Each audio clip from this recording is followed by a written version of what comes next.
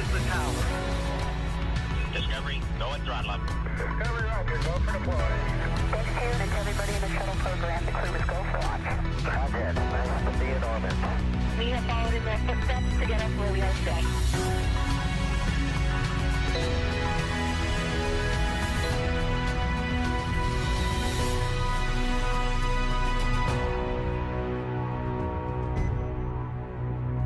Good afternoon and welcome to our live coverage of the NASA SpaceX Crew-9 mission as it returns to Earth. Dragon Freedom departed the International Space Station at 1:05 a.m. Eastern.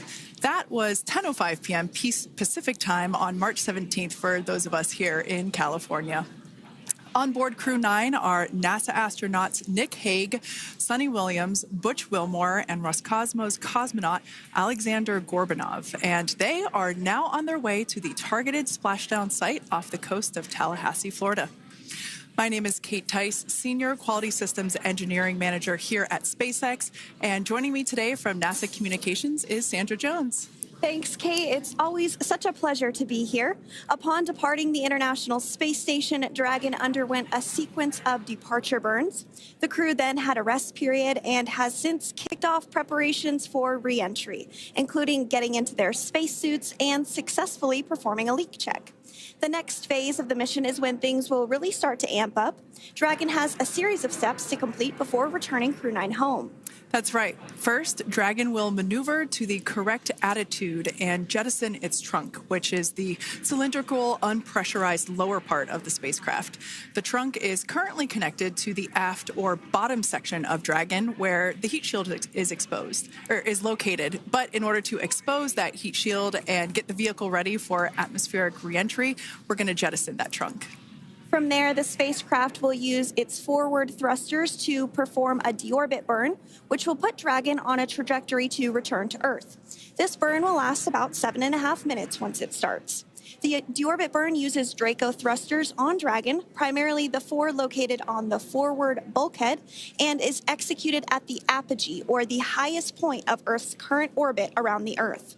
This deorbit burn will alter Dragon's path to ultimately line it up to re-enter Earth's atmosphere and splash down off the coast of Florida. Splashdown today is planned for 2:57 p.m. Pacific or 5:57 p.m. Eastern. The Crew-9 mission began a little differently than usual, since Butch Wilmore and Sonny Williams were already aboard the space station when Nick Hague and Alexander Gorbanov arrived in the Crew-9 spacecraft in September.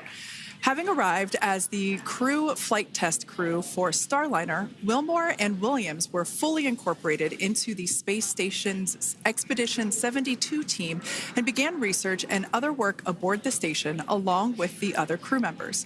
Additionally, Williams commanded the orbiting laboratory for much of the expedition.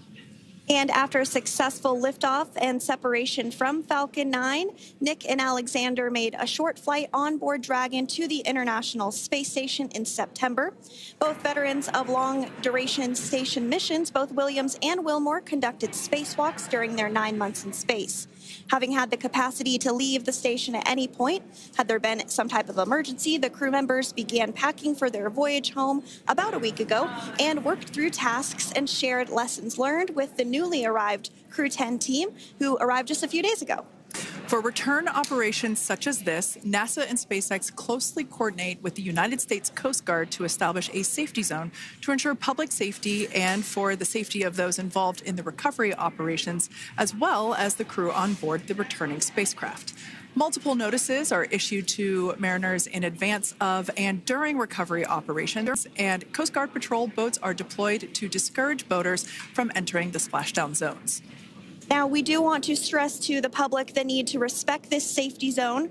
Recovering a spacecraft from the water is a hazardous task, and any other boats interfering increases risk to the astronauts in Dragon, the teams working to recover them from the water, and the safety of those that come too close. So for the safety of the crew and your safety, we recommend you sit back and watch as we'll be bringing you the best possible views of our astronauts' homecoming. And they will be the best views that you can get. So let's take a minute to meet our returning crew. U.S. Space Force Colonel Nick Hague is your Crew-9 commander. He was selected by NASA as an astronaut in 2013. This was his second spaceflight to the International Space Station and third launch overall. He spent 171 days in space with Crew-9 and has a career total of 374 days in space. During his mission, he completed a spacewalk with astronaut Suni Williams. That was his fourth spacewalk, earning him a career total of 25 hours, 56 minutes of spacewalking time. Before Crew-9, Haig previously served as a crew member of Expedition 59 and 60 back in 2019. He flew with Alexei Ovchinin and NASA's Christina Cook. So this is his second time sharing the space station with Ovchinin. The Kansas native is a test pilot of a distinguished graduate of the United States Air Force Academy. Nick spent 5 months in Iraq in support of Operation Iraqi Freedom. He voluntarily transferred from the United States Air Force to U.S. Space Force in 2021 and is an active colonel. His wife, Katie, is a retired U.S. Air Force colonel, and they have 2 sons. NASA astronaut Suni Williams is a mission specialist for Crew-9. This was her third visit to the space station. She originally launched aboard Boeing Starliner spacecraft and arrived at the space station on June 6th. And it looks like we are beginning to get some views inside the spacecraft, overlooking the shoulders of the crew on board Dragon. We'll continue to bring you those views throughout the day and views throughout splashdown this morning, or this afternoon rather. But to jump back into a little bit more about Suni, she became an Expedition 71-72 crew member, and she logged 286 days in space on this mission. But she actually has a total of 608 days in space, the second most time in space by a U.S. astronaut. Former NASA astronaut Peggy Whitson ranks first for the U.S. with 675 days in space. She conducted 2 spacewalks and has completed 9 over the course of her career for a total of 62 hours and 6 minutes of spacewalking time. She ranks 4th on the list of cumulative time spacewalking by a female astronaut. And she has flown on 4 different spacecraft types, including the Space Shuttle, Soyuz, Starliner, and now Dragon.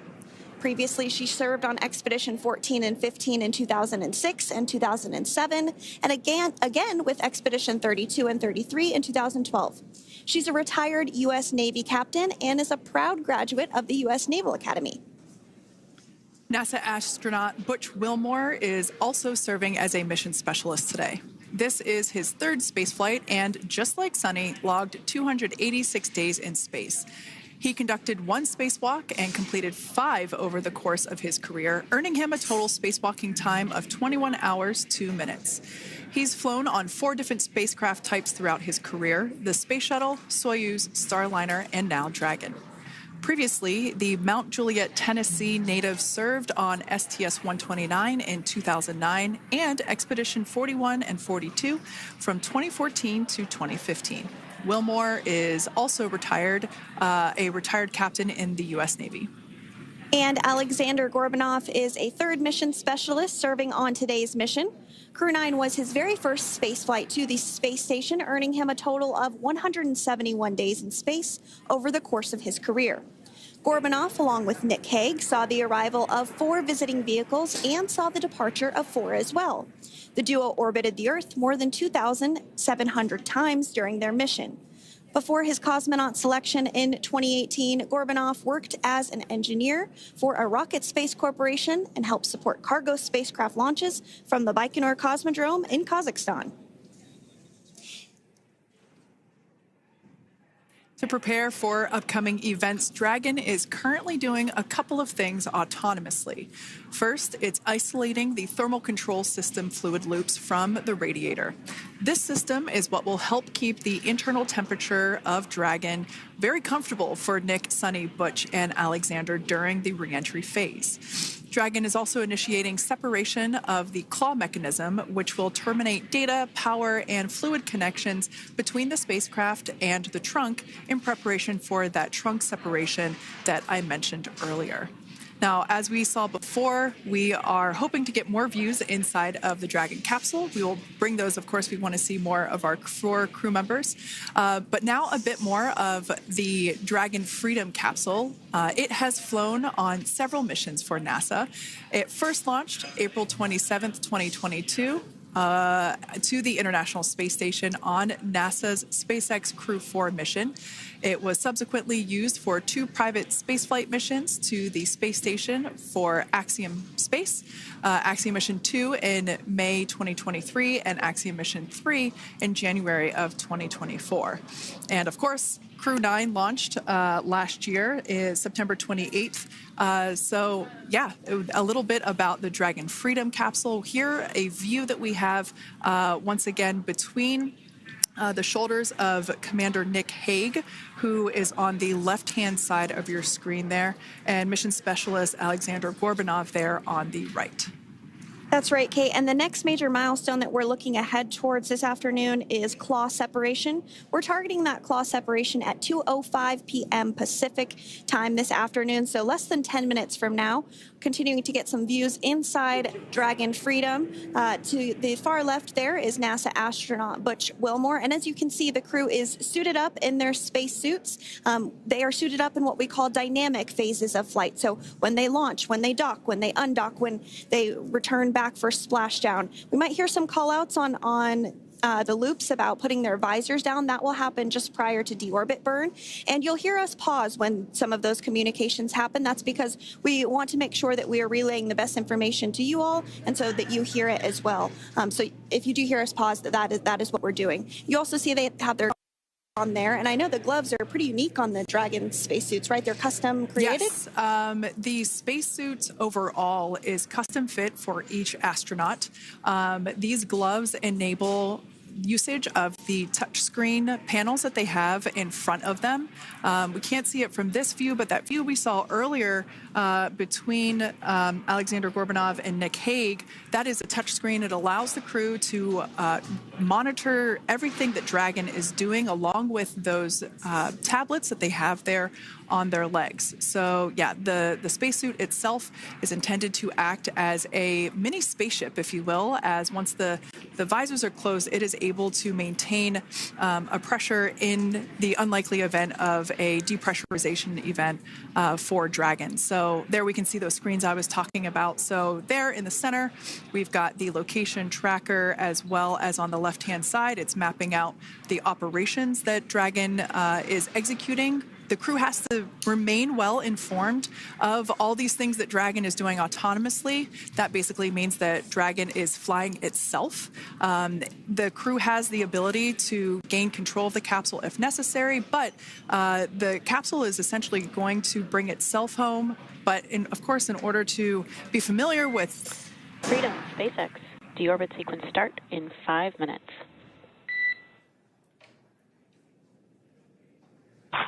Freedom Cup. And so we did hear that call out for the deorbit sequence start to begin here in 5 minutes. That call from the ground came from the core, or Crew Operations Resource Engineer here in Hawthorne, Mission Control just behind us. And that went up to Commander Nick Hague. He's going to be doing the majority of the communications during the flight downhill today through splashdown, and they'll be communicating with the core all along the way. Now, we did mention that they are flying on Crew Dragon Freedom. The naming of spacecraft has gone all the way back to the very beginning of this human spaceflight program. This is a nod to Alan Shepard naming his spacecraft Freedom 7 during the Mercury program. And so the crew that first flew up on Freedom a few years ago had the opportunity to name this Dragon, and they named it Freedom. That was Crew 4 that was the first flyers on this spacecraft. It's also flown for Axiom Mission 2 and 3, and then, of course, today for Crew-9 as well. Yeah, actually, fun fact about this particular capsule, of those 4 missions that Sandra just mentioned, we have seen daytime splashdowns for 2 of those. Today will mark the third of the third daytime splashdown. So there's something lucky about this particular capsule that gets daytime splashdowns.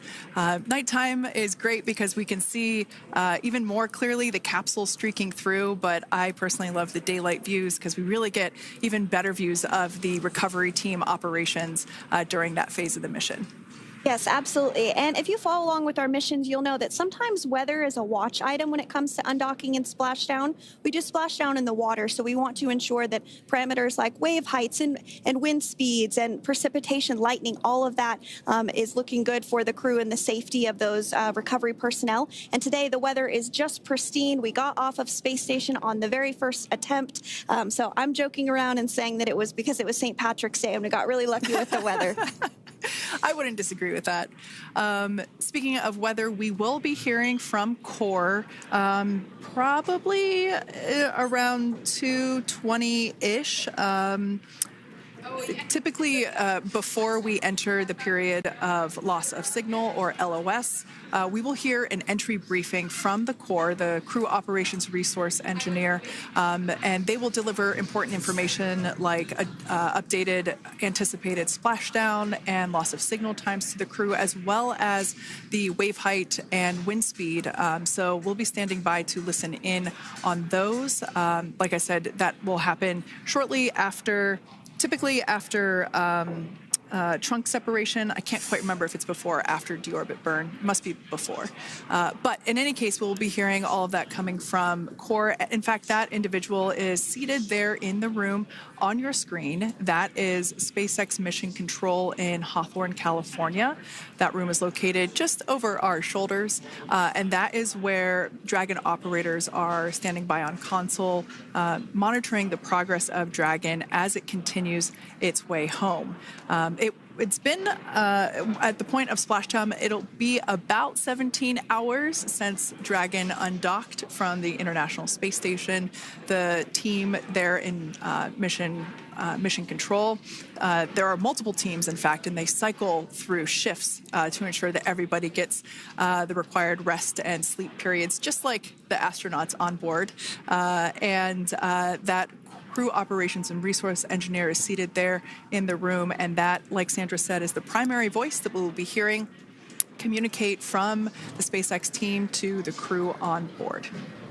That's right. And so it looks like we're about 3 minutes or so from the claw separation portion of today's flight. The claw is a portion on the spacecraft that holds the trunk to Dragon. Following claw separation, we're going to jettison or remove that trunk because it's no longer needed. The trunk has solar arrays on it that provides power to the Dragon spacecraft. But now that we're beginning the reentry process, we need to go ahead and jettison that trunk and able to expose the heat shield, which is really going to do the heavy lifting as Crew-9 re-enters the Earth's atmosphere. They come in at 17,500 miles per hour, so they really need to ensure that that heat shield absorbs that heat, and there's... Deorbit sequence start.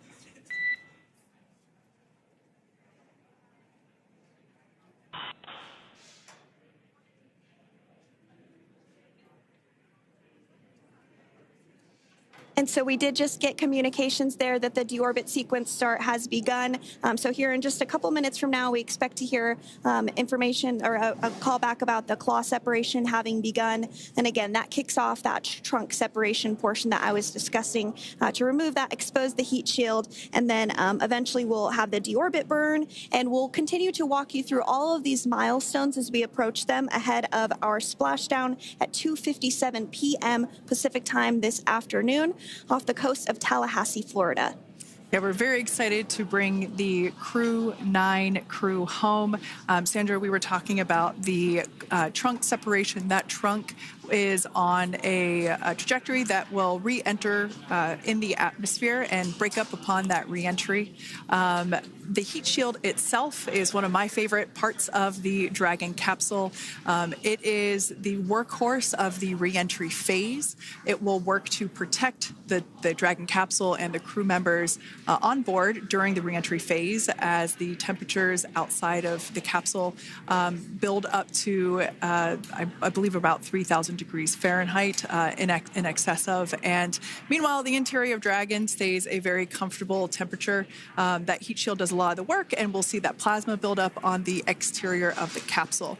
As a result of the plasma that builds up, we will lose communications with the crew. This is known as loss of signal, or LOS.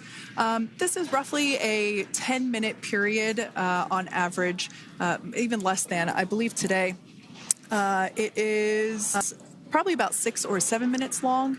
It kind of depends on the mission, and it happens for every Dragon capsule that re-enters the atmosphere. Due to that plasma buildup, we're not able to communicate or command the capsule, so we stand by while we wait to regain communication after we pass through that period of loss of signal and get what's known as AOS, or acquisition of signal. Continuing to stand by for claw separation, and then we'll look towards trunk separation. It'll be just about a minute or so after that.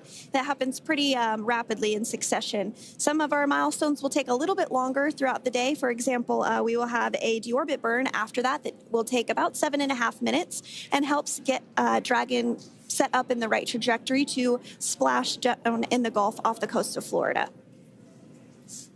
So continuing to stand by for claw separation.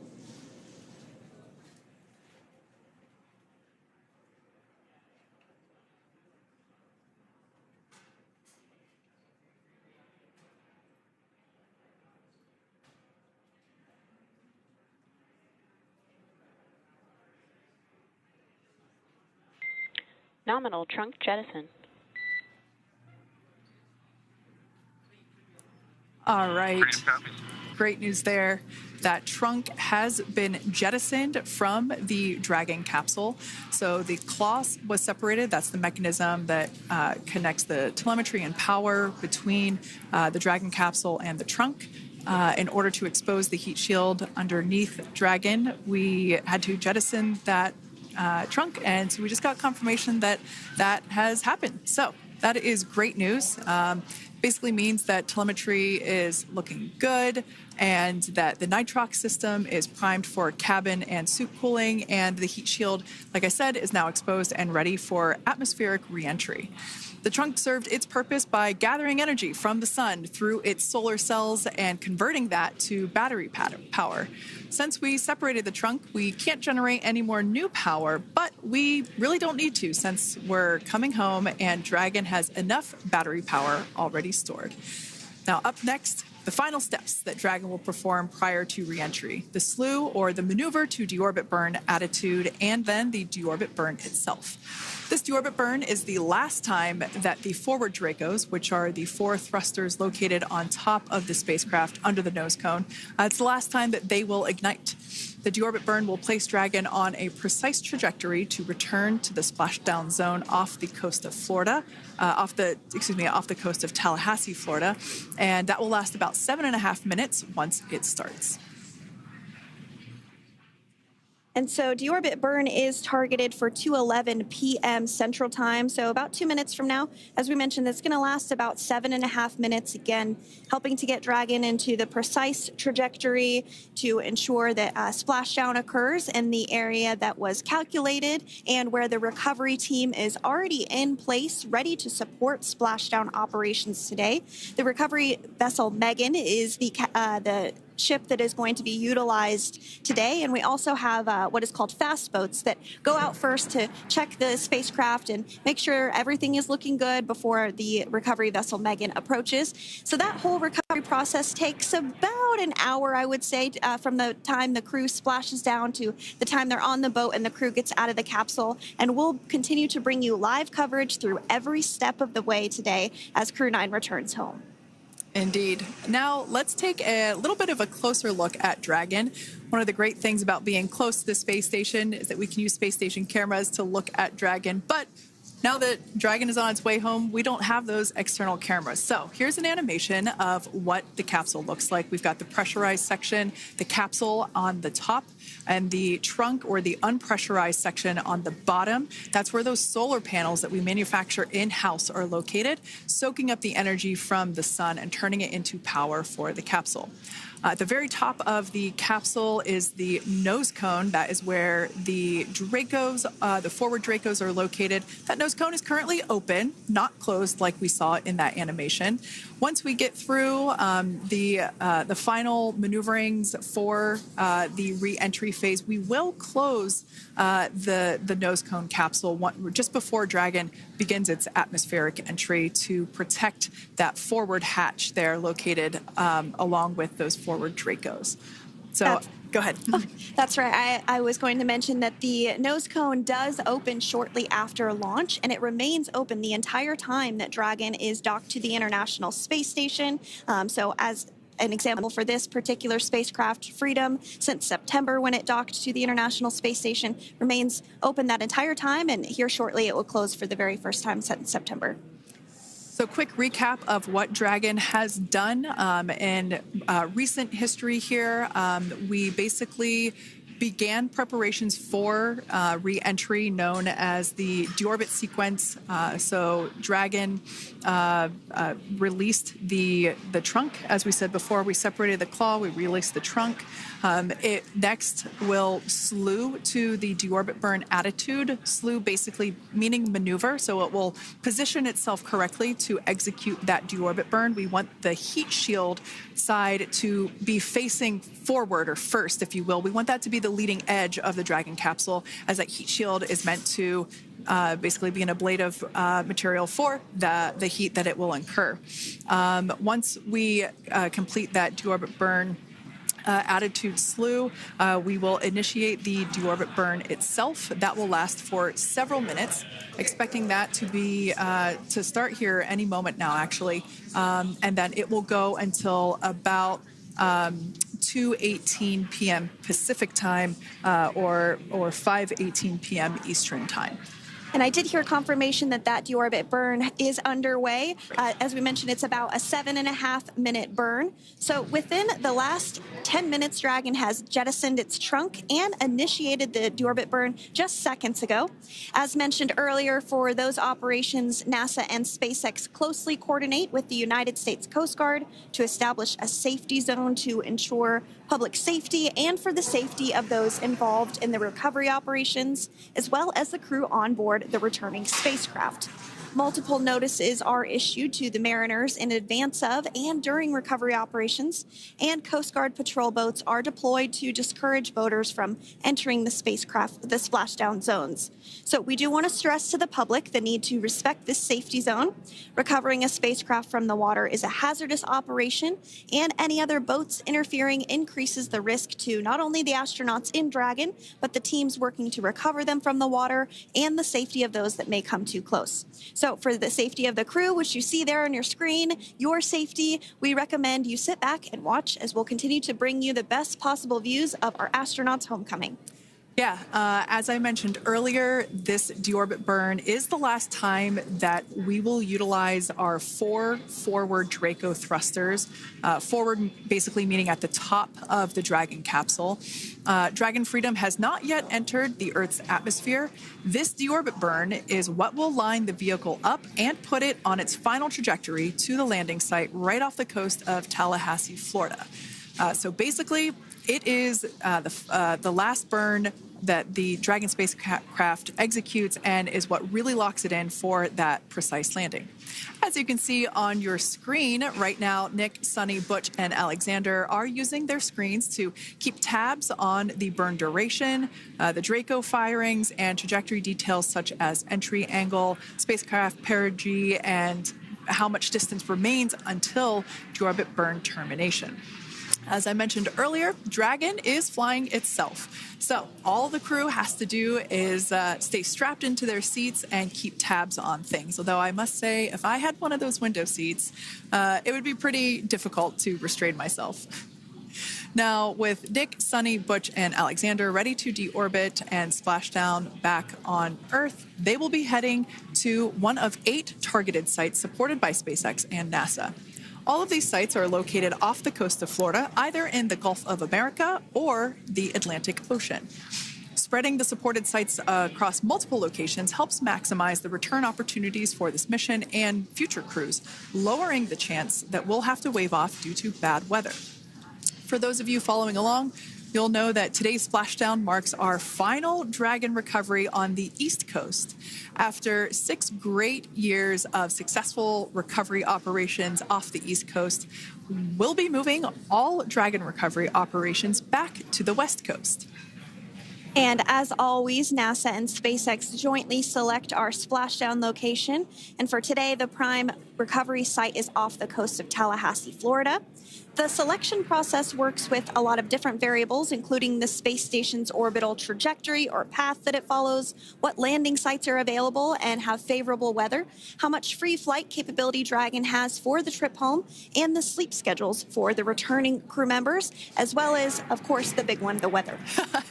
We'll start with calculating daily return options based off of the space station's current orbit and Dragon's capabilities to maneuver and line up for re-entry. The time from undock to landing at the primary site can vary from less than 6 hours to more than 39. Getting home the quickest comes with some obvious benefits, but we always have to make sure the crew is properly rested for dynamic operations, preventing us from scheduling 20-plus hour days for them, of course. Trajectory and ballistic experts provide the daily opportunities that would line up Dragon with the 7 landing zones and split them into what we call ascending and descending opportunities. Dragon uses its Draco thrusters after leaving station to execute a series of altitude-lowering maneuvers and to line up with the selected primary site. It can also change to different alternative sites while in a free flight if sudden weather moves in that we may need to avoid. So, as we mentioned, weather is something we're constantly looking at, making the final call to proceed about 2.5 hours before the crew undocks. So, for the Crew-9 return, we looked at a number of weather items. Some of the obvious ones are no rain or a chance of lightning in the recovery zone, both for the safety of the crew inside Dragon and the recovery teams in the water. And we're also looking for wind speeds to be less than 15 feet per second, or about 10 miles per hour, and relatively calm seas so that we can safely execute recovery operations, which includes landing a helicopter on the recovery ship to fly Nick, Sunny, Butch, and Alexander back to Florida. Once Dragon began flying today, we had a number of additional checkpoints to either proceed towards the primary site, head to the alternate, or select a new zone based on real-time weather data. These checks happened all the way up until we were in the final hours before the deorbit burn, which has just about a minute or so left in it. And this is the last burn in the trip home that commits Dragon to re-entering the Earth's atmosphere. Now, we are currently waiting to conclude the deorbit burn. We've got less than a minute until that finishes. We will expect to hear a call out for nominal burn, which will confirm completion of that deorbit burn for Dragon Freedom. We can see images there from the touchscreen display panels that the crew utilizes in flight. We can see the visualization of exactly which one of the 4 forward Draco thrusters are firing. That's why you have kind of like a strobe effect there.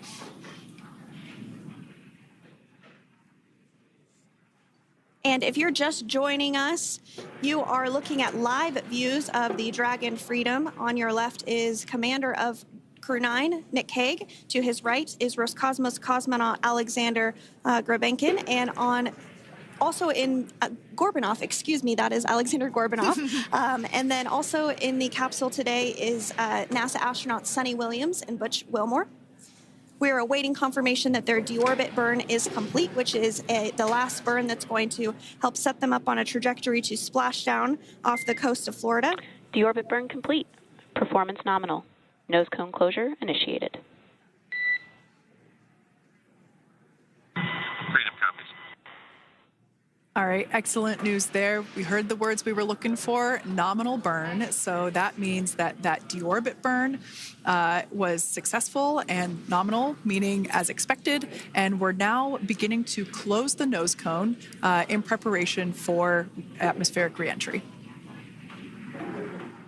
So in the background, Dragon is currently inhibiting those forward bulkhead Draco thrusters that we just used to complete the deorbit burn, ensuring it's safe to latch the nose cone shut for re-entry.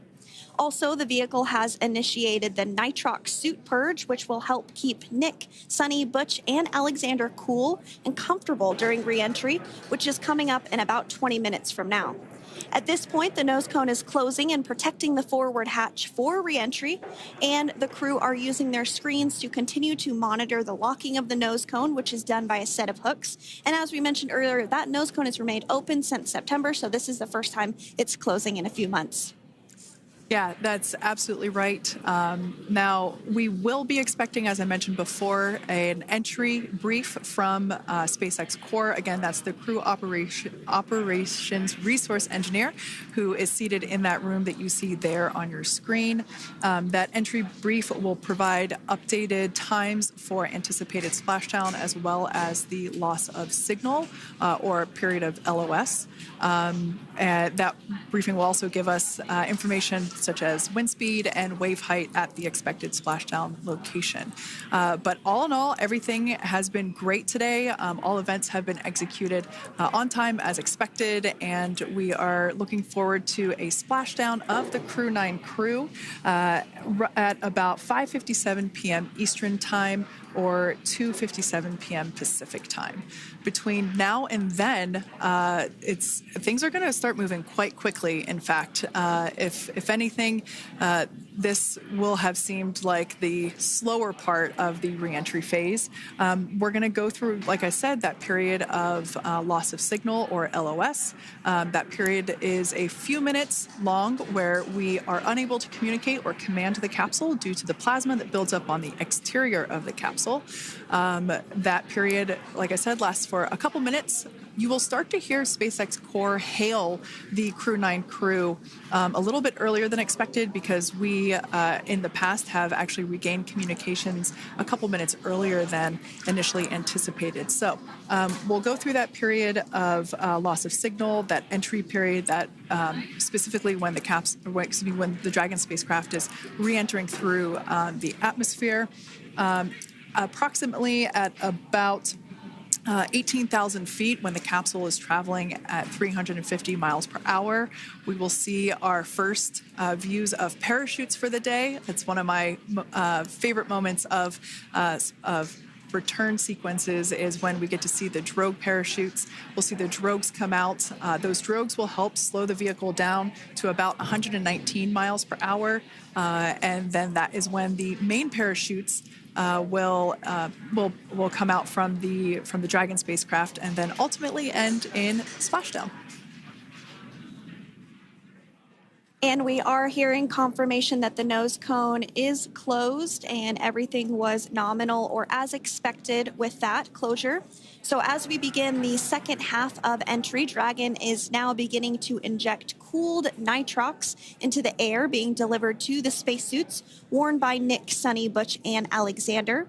Again, this is what will allow the crew to remain comfortable while external temperatures reach 3,500 degrees Fahrenheit as they re-enter the Earth's atmosphere.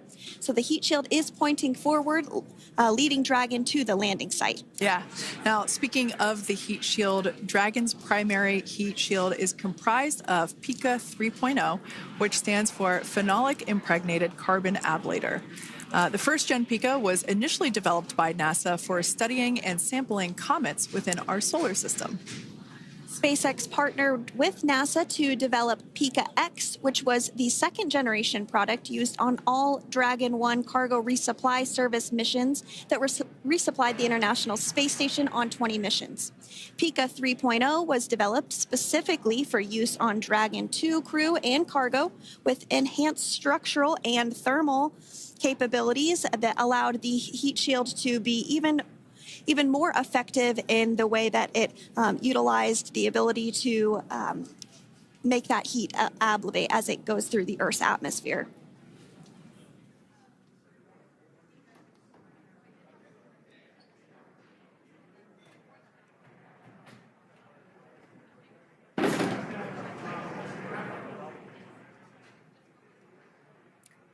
The remainder of Dragon is composed primarily of a SpaceX proprietary ablative material. It's another class of thermal protection which is lighter weight versus Pika and protects the underlying composite structure during reentry to ensure the structural capabilities are maintained.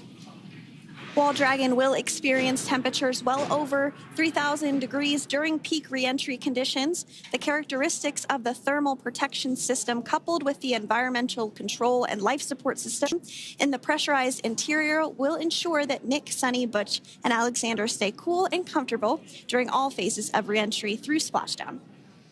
Now, if you've just recently joined us, we hope to regain views of our crew members inside Dragon Freedom. But we don't have those available at the moment due to ground station coverage. So we will bring those back to you as soon as we can. Now, after Dragon Freedom has re-entered the Earth's atmosphere, a series of parachutes will deploy to slow the crew's descent. First will be the 2 drogue parachutes, followed by the 4 main parachutes, and those will guide Dragon to its first contact with Earth since it launched back in September. Dragon will automatically deploy these parachutes when different pressure and positioning sensors on the spacecraft detect that they're at the right speed and altitude. Vehicle velocity at drogue deploy is approximately 350 miles per hour, and they deploy at about 18,000 feet. Now, when the vehicle velocity at main deploy is approximately 119 miles per hour, and they deploy at about 6,500 feet. When Dragon splashes down in the water, the vehicle velocity will be about 16 miles per hour, so you can really see how those parachutes help to slow down the crew inside the capsule. The highest G-load the crew is expected to experience today is about 3 to 5 Gs. Yeah, when you think about really fun roller coasters, they're about in that range. So I'm sure that our crew on board will be well equipped to experience those Gs. It's nothing for them. They go through much more intense training. And so we are continuing to make our way through a number of milestones today. We did have trunk separation. Freedom, SpaceX. Nose cone is secure for entry. Freedom copies.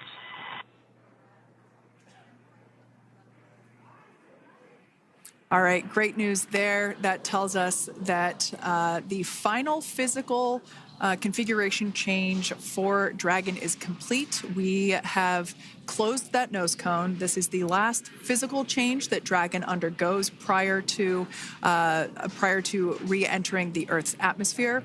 It's important that that nose cone is completely closed because underneath it is not only where the 4 forward Draco thrusters are located, but it's also because that is where the forward hatch is located. That is the hatch that is utilized for the crew to ingress and egress from the station while it is docked on board. And since our capsules are flight proven and we reuse them on future space flights, we want to make sure that all of the integrity of that hardware remains intact. So that nose cone is successfully closed, and we're going to start moving pretty quickly here. As I mentioned before, we'll go through loss of signal. We'll get that signal back several minutes later, and then we'll see the parachute action.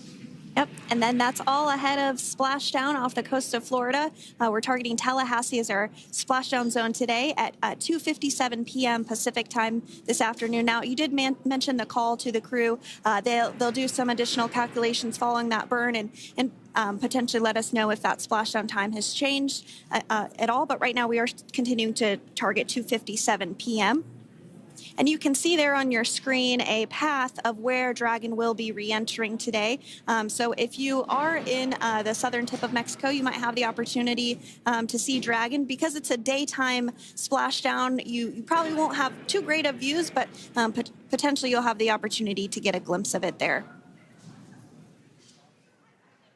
Once again, Dragon operators, they're monitoring the progress of Dragon through this re-entry phase. That is SpaceX Mission Control, located here in Hawthorne, California. That is also where the crew operations and resource engineer is seated. That person is the voice that we have heard multiple times and will continue to hear as the primary point of contact to to the crew on board Dragon Freedom. We will also hear the voice of Commander Nick Hague. Basically, after we hear the Corps communicate something, we will hear Nick Hague indicate that they copy, that they heard the message well, some sort of recognition that the message was received. And if you joined us yesterday for our coverage during the undocking, we were communicating through something that's called a big loop. We do that when we're in integrated operations with the International Freedom, SpaceX, for entry sequence. Report when ready to copy. Ready to copy. All right, I've got some updated times for you. Our comm blackout start time is 2144. Our comm blackout end time is 2151, and our splashdown time is the same per your displays, 2157.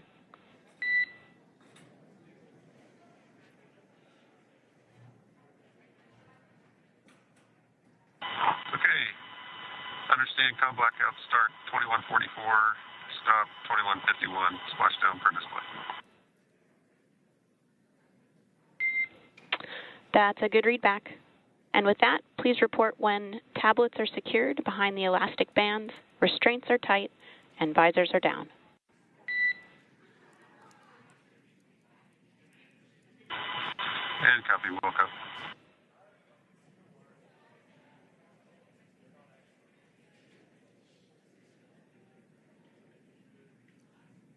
And with that communication from the Corps or Crew Operations Resource Engineer here in Hawthorne to Commander Nick Hague of Crew Dragon Freedom, we did hear that the loss of signal period is still at 2:44 p.m. Pacific, but we had a 1-minute adjustment to the acquisition of signal. That's going to now be at 2:51 p.m. Pacific time. However, our splashdown time remains the same at 2:57 p.m. Pacific time this afternoon off the coast of Tallahassee, Florida.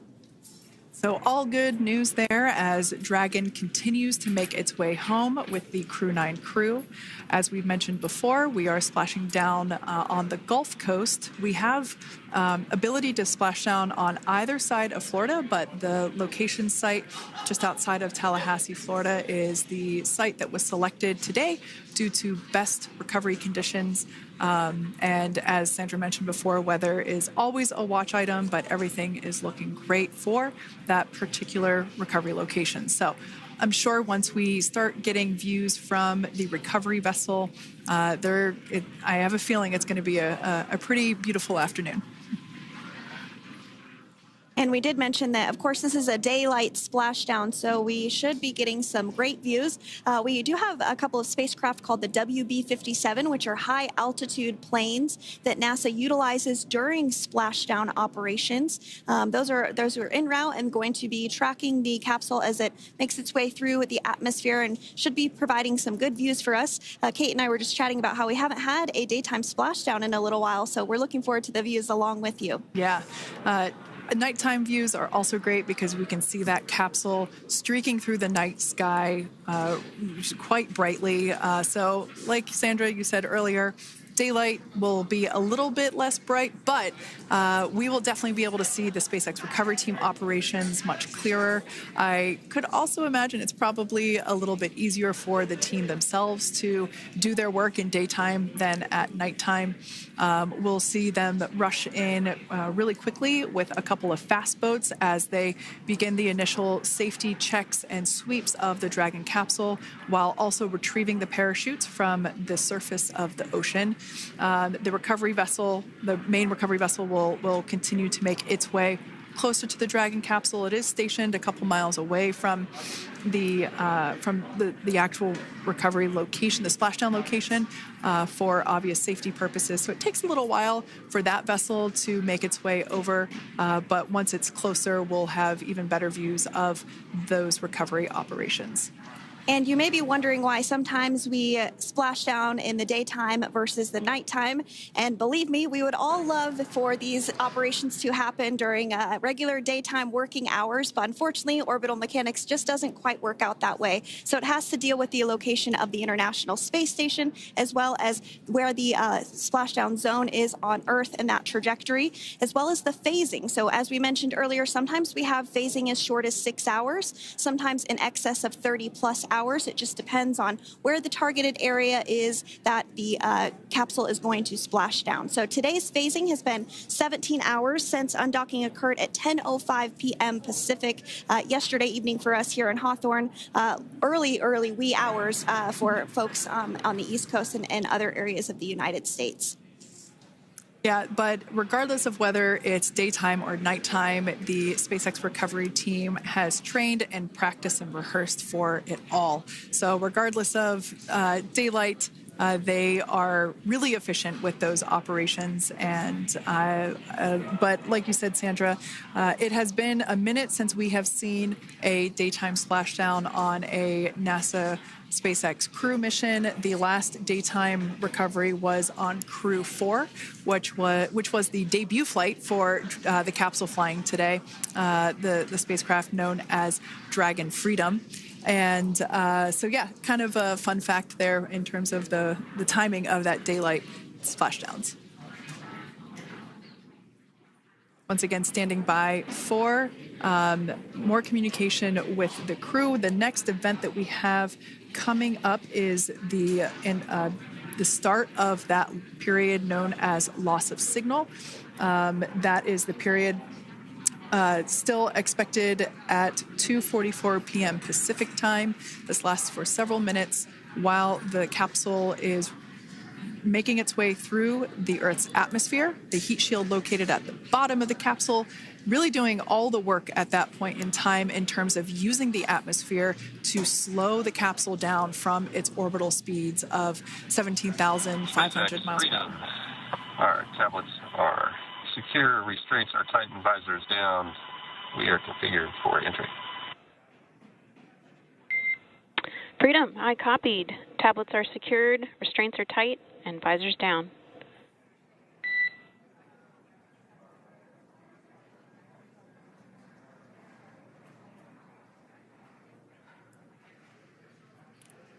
All right, great news there in terms of continuing to make progress. That back and forth communication we heard was just letting Core know that per their instructions, Crew-9 has now put away everything that was necessary in order to begin the re-entry, including those tablets that were located on their legs. Those are now stowed away. They've tightened that safety harness that we see there, and the visors are now down. So with all that being said, let's take a minute to meet our returning crew. U.S. Space Force Colonel Nick Hague is your Crew-9 commander. He was selected by NASA as an astronaut in 2013. This was his second spaceflight to the International Space Station and third launch overall. He spent 171 days in space with Crew-9 and has a career total of 374 days in space. During his mission, he completed a spacewalk with astronaut Suni Williams. That was his fourth spacewalk, earning him a career total of 25 hours, 56 minutes of spacewalking time. Before Crew-9, Hague previously served as a crew member of Expedition 59 and 60 back in 2019. He flew with Alexei Ovchinin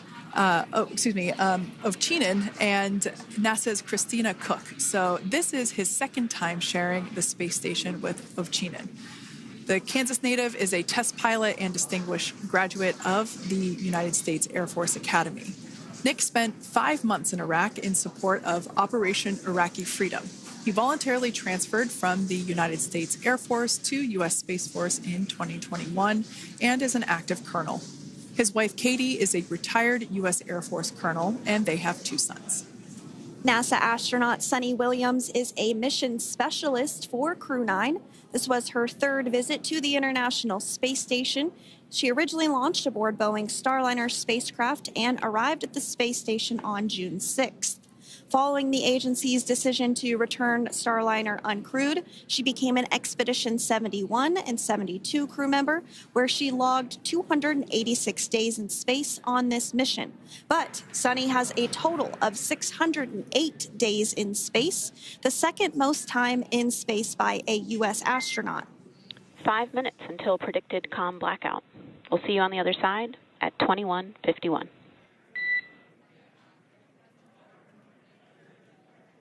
21:51. Talk to you soon. And with that call out from the crew operations resource engineer to Commander Nick Hague, letting them know that everything is looking good ahead of the loss of signal period. We will see the crew on the other side of the loss of signal period at 2:51 p.m. Pacific time this afternoon. Continuing on about Sunny Williams, who has a total of 608 days in space, the second most time in space by a U.S. astronaut. Former NASA astronaut Peggy Whitson actually ranks first for the U.S. with 675 days in space. Sunny conducted 2 spacewalks and has completed 9 over the course of her career for a total of 62 hours, 6 minutes of spacewalking time. She ranks 4th on the list of cumulative time spacewalking by a female astronaut, and she has flown on 4 different spacecraft types, including the Space Shuttle, Soyuz, Starliner, and now Dragon. Previously, she served on Expedition 14 and 15 in 2006 and 2007, and again with Expedition 32 and 33 in 2012. She's a retired U.S. Navy captain and is a proud graduate of the U.S. Naval Academy and was the first astronaut to run a marathon in space. Pretty awesome stuff. Now, NASA astronaut Butch Wilmore is also serving as a mission specialist today.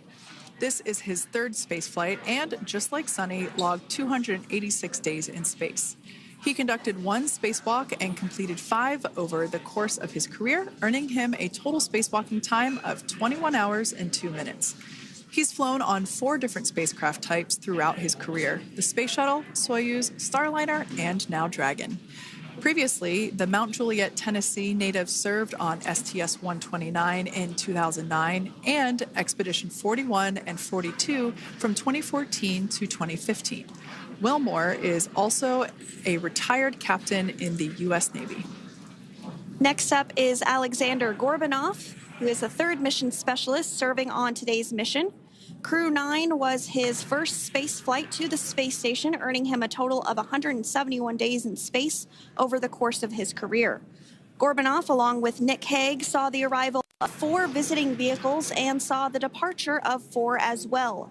The duo orbited the Earth more than 2,700 times since September. Before his cosmonaut selection in 2018, Gorbunov worked as an engineer for a rocket space corporation and helped support cargo spacecraft launches from the Baikonur Cosmodrome in Kazakhstan.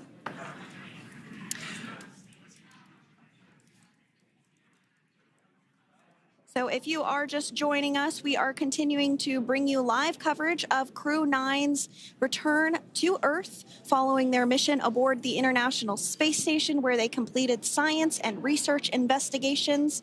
We are targeting splashdown off the coast of Florida at 2:57 p.m. Pacific time. The next major milestone that we'll look ahead towards is what we call loss of signal, or LOS, when we won't have communications with the crew because they will be re-entering the Earth's atmosphere. And during this process, there is plasma that builds up around that heat shield, so we are not able to communicate with the crew, but we are anticipating to regain communications with the crew at a short time from now at 2:51 p.m. Pacific time today.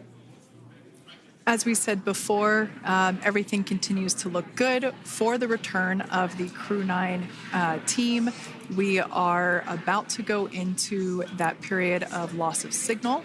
Once we get views of the crew inside the capsule, once again, we will be sure to bring those to you. But that period of time is when plasma is building up on the exterior of the capsule. generating heat in excess of 3,500 degrees Fahrenheit. So we are unable to communicate or command the spacecraft at that time. And that includes, unfortunately, video feeds as well. So as soon as we get the views back inside Dragon, we will bring those to you. But until then, we are going to stand by and continue to monitor the progress of Dragon. Like Sandra just said, we are anticipating the blackout period to begin at 2:51 p.m. Pacific time, 5:51 p.m. Eastern time. This will last for several minutes. It's not super exact, even though we are predicting acquisition of signal, or AOS, to come back at 5:51 p.m. Eastern time. In the past, we have regained communication sometimes a little bit earlier than that, so we'll probably start to hear Core begin to hail Crew Dragon a minute or two prior to that anticipated acquisition of signal. But right now, Nick, Sunny, Butch, and Alexander are seated in their seats inside Dragon Freedom. Their visors are down, and they have put away or stored the tablets they had located on their upper leg to monitor Dragon's progress.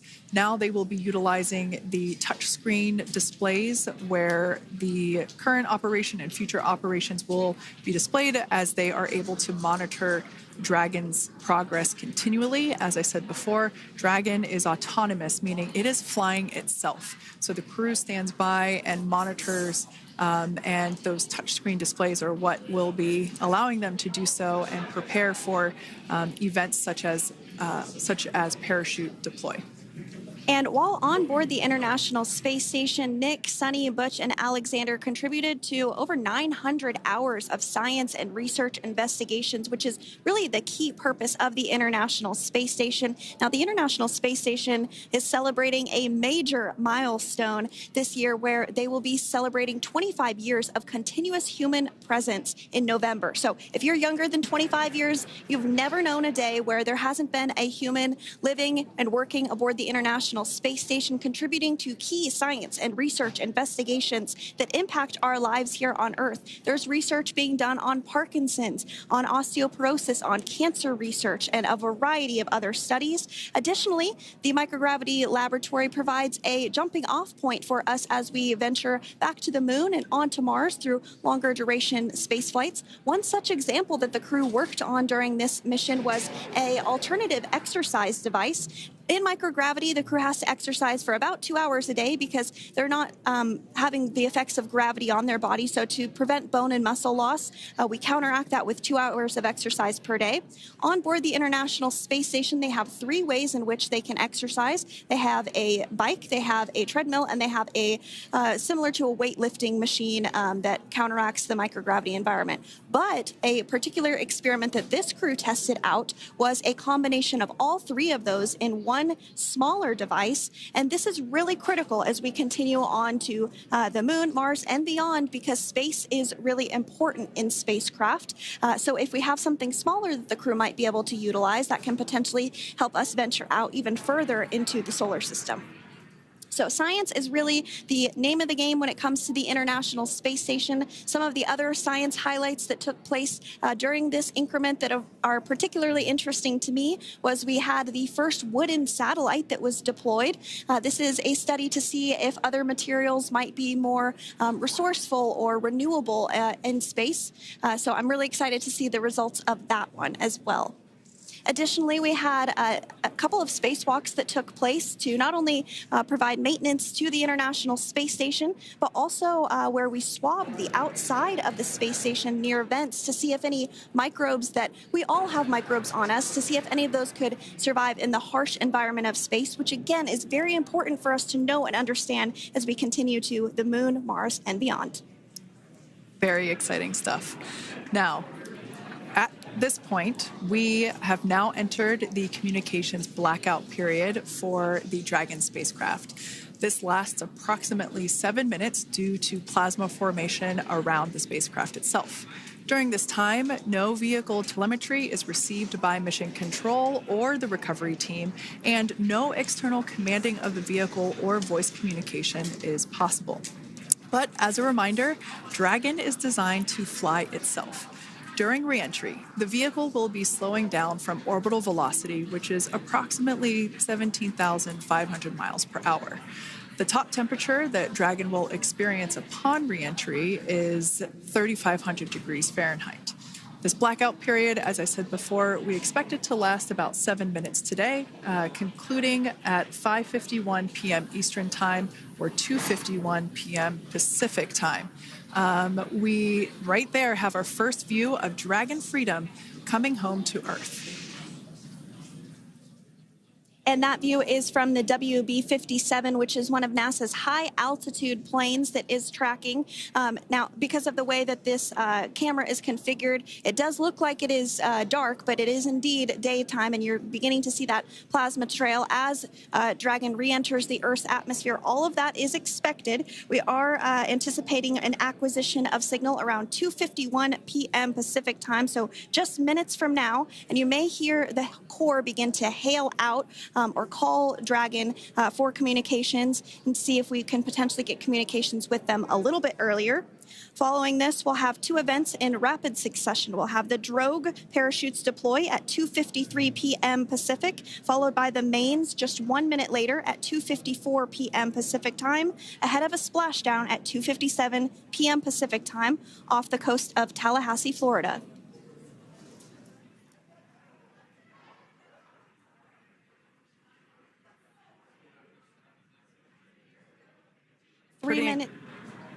Pretty incredible views of the Dragon spacecraft making its way home back to planet Earth with the Crew-9 astronauts on board. Once again, this view is coming from the WB-57 plane. That heat shield we can see doing magnificent work as it works to... Freedom, SpaceX, Comcheck.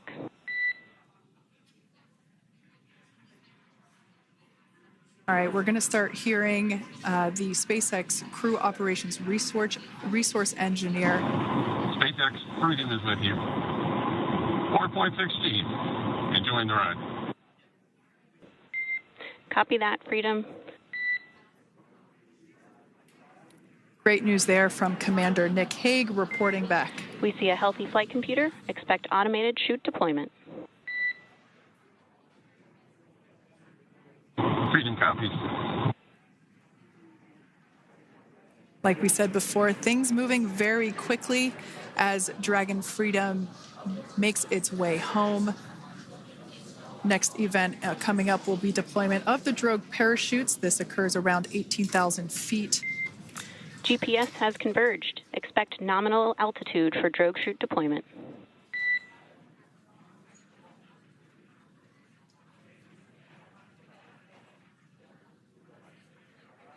We're about 2 minutes away from deployment of those drogue parachutes.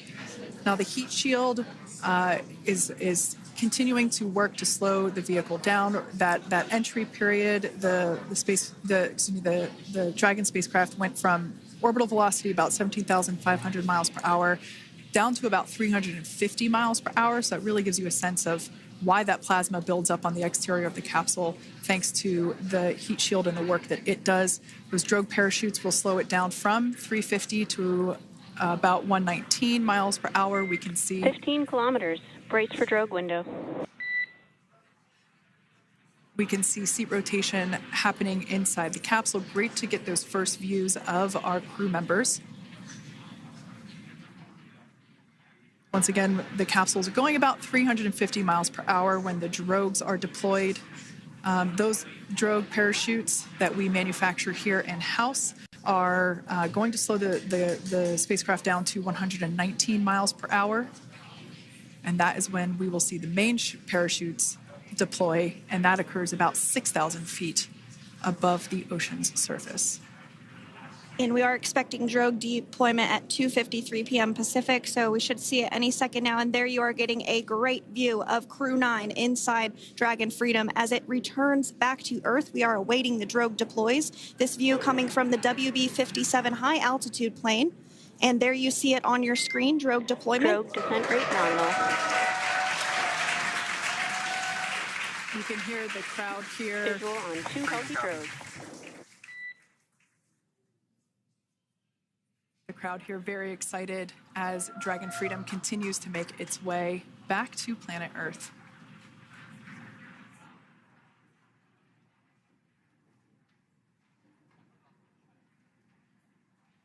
Next up, we'll stand by for the main deployment of the parachutes. The mains are quite a bit larger. You'll be able to notice the difference on your screen once they deploy, and they continue to ensure that the Dragon spacecraft slows down even further. As we mentioned, Freedom will be traveling 16 miles per hour when it splashes down off the coast of Tallahassee, Florida, here at 2:57 p.m. Pacific time this afternoon. And there we go. We have visual on 4 healthy mains. That view was from inside. Freedom copy. That view was from inside one of the buckets where the parachutes are located. So we see a great view there of the reefing on those parachutes. And as those main parachutes begin to inflate fully, 4 beautiful, healthy mains. Now awaiting visuals of splashdown. Freedom, 1,000. We'll start to hear Commander Nick Hague. Copy, 1,000. As we heard right there, Commander Nick Hague will be calling out the altitude of the Dragon capsule from here on out. Landing in water is simpler and provides more margin against unlikely parachute issues. You can see those parachutes continuing to slow the Dragon capsule down. And if you're just joining us, you're looking at 800 meters. a live view of Crew-9, just minutes away from splashing down off the coast of Tallahassee, Florida. Splashdown 2 minutes from now at 2:57 p.m. Pacific. We do have 4 healthy mains really doing the job there. Just breathtaking views of a calm, glass-like ocean off the coast of Tallahassee, Florida. Crew-9 just minutes away from splashing down. This is really such an incredible shot. Copy, 600. That was a live view from our recovery vessel, Megan, which is stationed a couple miles away from the splashdown site.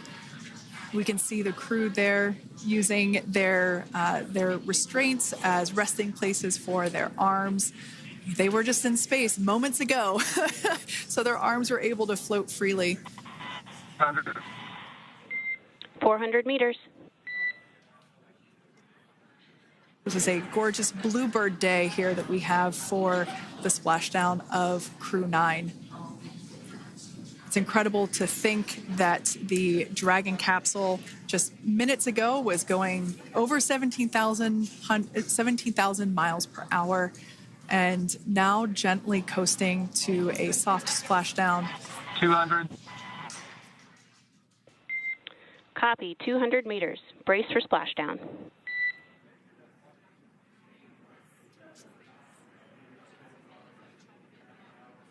As you can see there on your screen, continuing to monitor progress of the Dragon spacecraft. And we're going to stand by for splashdown located in the Gulf of America off the coast of Tallahassee, Florida.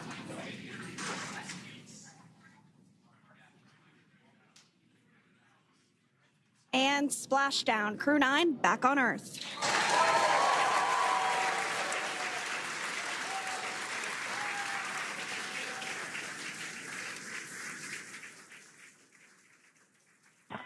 And SpaceX Freedom, splashdown. Good main release.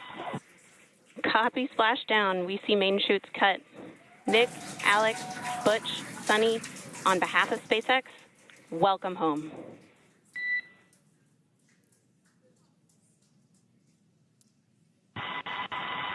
It is an amazing thing. What a ride. I see a capsule full of grins ear to ear.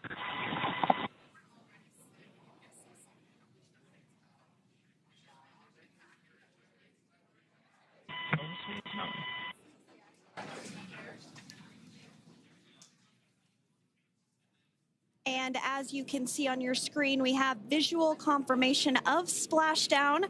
Dragon Freedom has returned home, and NASA astronauts. System safety verifications are in progress. We'll report back when recovery personnel are en route.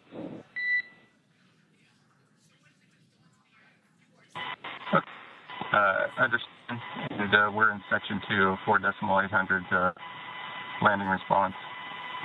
And looking for your words on if it is necessary.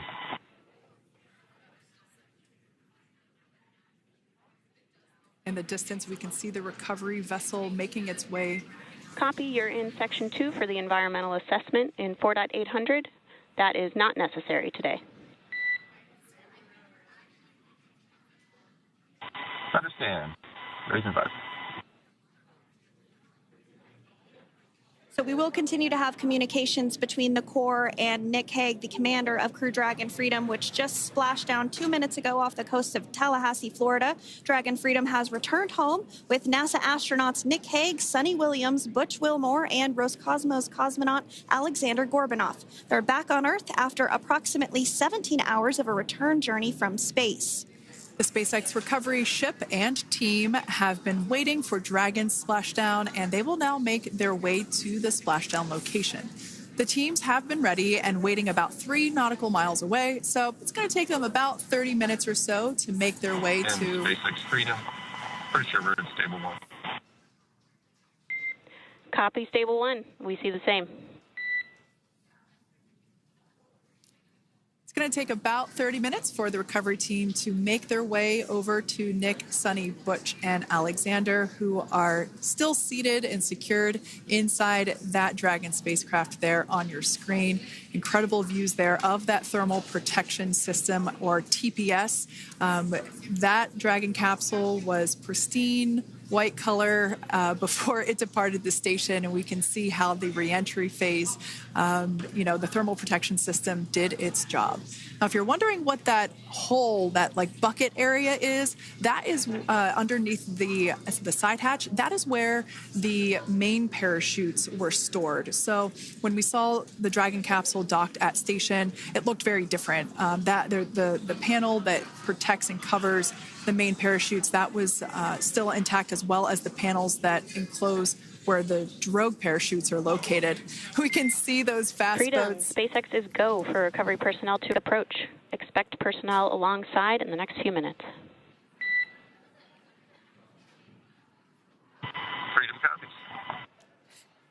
We can see those fast boats. We weren't kidding when we said they were fast. While it does take about 30 minutes for the main recovery vessel to make its way over to the capsule, these fast boats will be doing a couple of things simultaneously. A couple of them are going to be working to retrieve the parachutes that you see in the background there of this drone shot. Those parachutes will be retrieved from the ocean surface. We want to make sure we are able to pull those out. The recovery vessel there closest to the spacecraft is going to be performing some safety checks. We can see there they're using an instrument that is basically working to detect if there are any hypergolic vapors or fumes that are still residing in and or around the Draco thruster nozzles or outlets. The hypergolic fuel, which is necessary for on-orbit burns to maneuver the spacecraft. Unfortunately, those hypergolics are unable to be breathed. They are toxic, and so this team here is doing those initial safety checks to make sure that it is safe for the rest of the recovery team to approach the spacecraft. They're also checking to make sure that any residuals from the pyros are safe and are not going to cause any issues. We can see the team working their way around the spacecraft to do these these sniff tests on all of those Draco thrusters. And as we continue to await the recovery of our Dragon spacecraft with NASA astronauts Nick Hague, Sonny Williams, Butch Wilmore, and Roscosmos cosmonaut Alexander Gorbunoff inside, Dragon has autonomously completed several steps to safe itself following splashdown. We are continuing to see Dragon in what is known as stable 1 configuration. That's kind of the ideal configuration following splashdown. It's upright, and the Dragon capsule is in the right configuration for it to be hoisted into the recovery vessel Megan, which you do see a little ways off in your screen approaching. Dragon will continue to remain live on air with you through that recovery process, all the way through the point where the crew is extracted from the Dragon spacecraft. Now, if you are just joining us, the mission has gone smoothly so far. Dragon successfully splashed down off the coast of Tallahassee, Florida at 2:57 p.m. Pacific, 5:57 p.m. Eastern Time this afternoon. Approximately 17 hours prior to splashdown, Dragon autonomously undocked from the International Space Station, completed a series of departure burns, jettisoned its trunk section, and performed its final burn, the deorbit burn. This placed the Dragon spacecraft on a trajectory toward Tallahassee, Florida. Dragon successfully re-entered the Earth's atmosphere, followed by deployment of its parachutes to slow the spacecraft down to a gentle splashdown. We're now going to follow the Freedom. Hypergol sweeps and unfired ordnance checks are nominal. Rigging is in progress. Approximately 25 minutes until capsule lift. Stand by for PMC with SpaceX Flight Surgeon.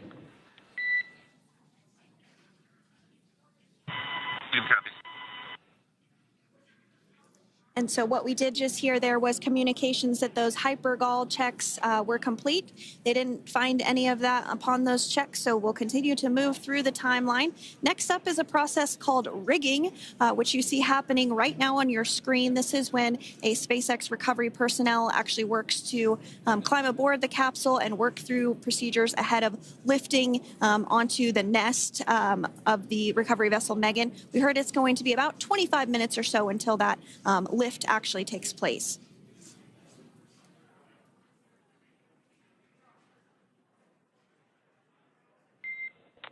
Okay, Freedom, the next call will be from the SpaceX Flight Surgeon on Dragon to Ground Private. Understand. Thank you. callouts there indicating that the crew will have the opportunity to do a quick check-in with the SpaceX flight surgeon. This is standard procedure for every Dragon spacecraft when it returns to Earth. It's just an initial check-in, make sure everybody is doing okay. They will also have another check-in with the flight surgeon once they are on board that recovery vessel that you see there in the background.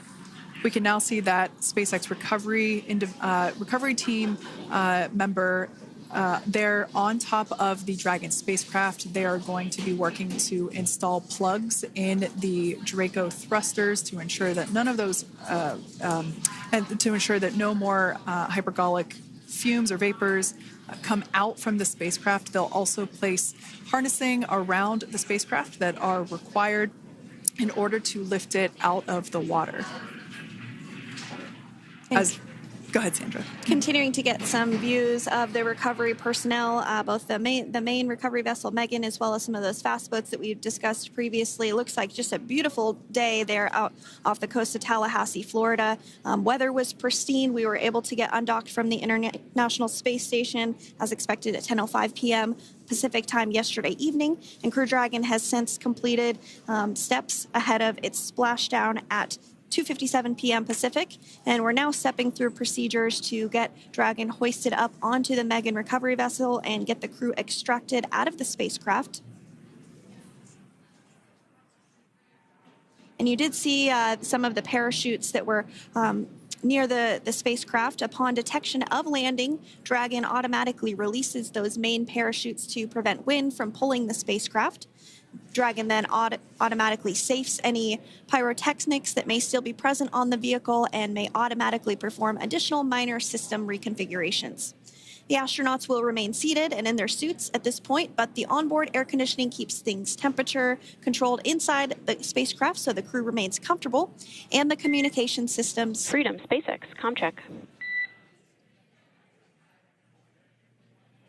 SpaceX, this is Freedom. We have loud and clear.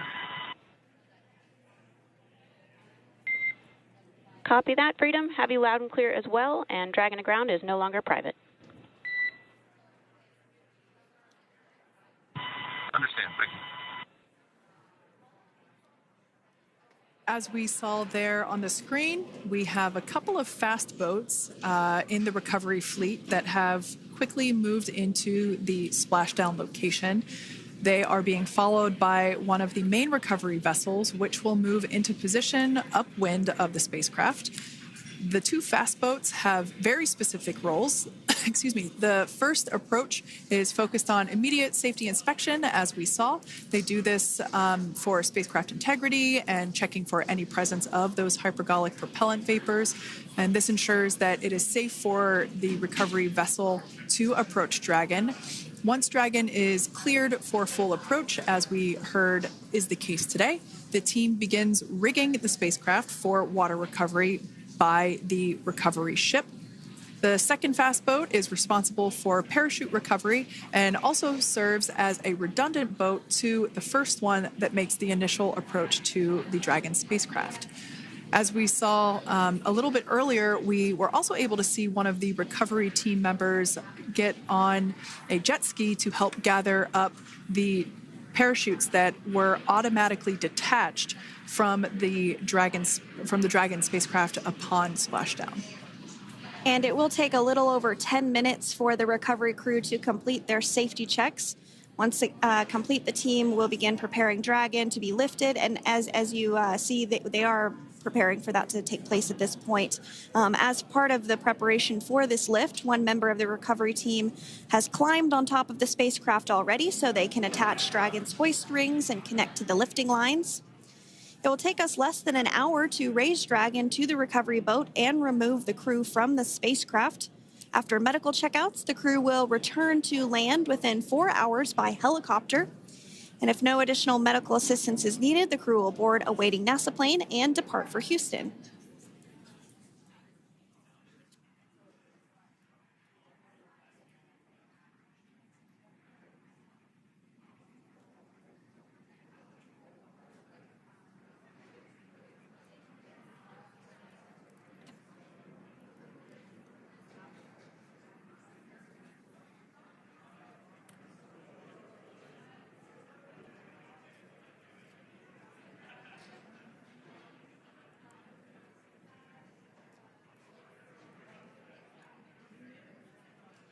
And as we continue to await Dragon to be hoisted up onto the ship, we have a very special treat.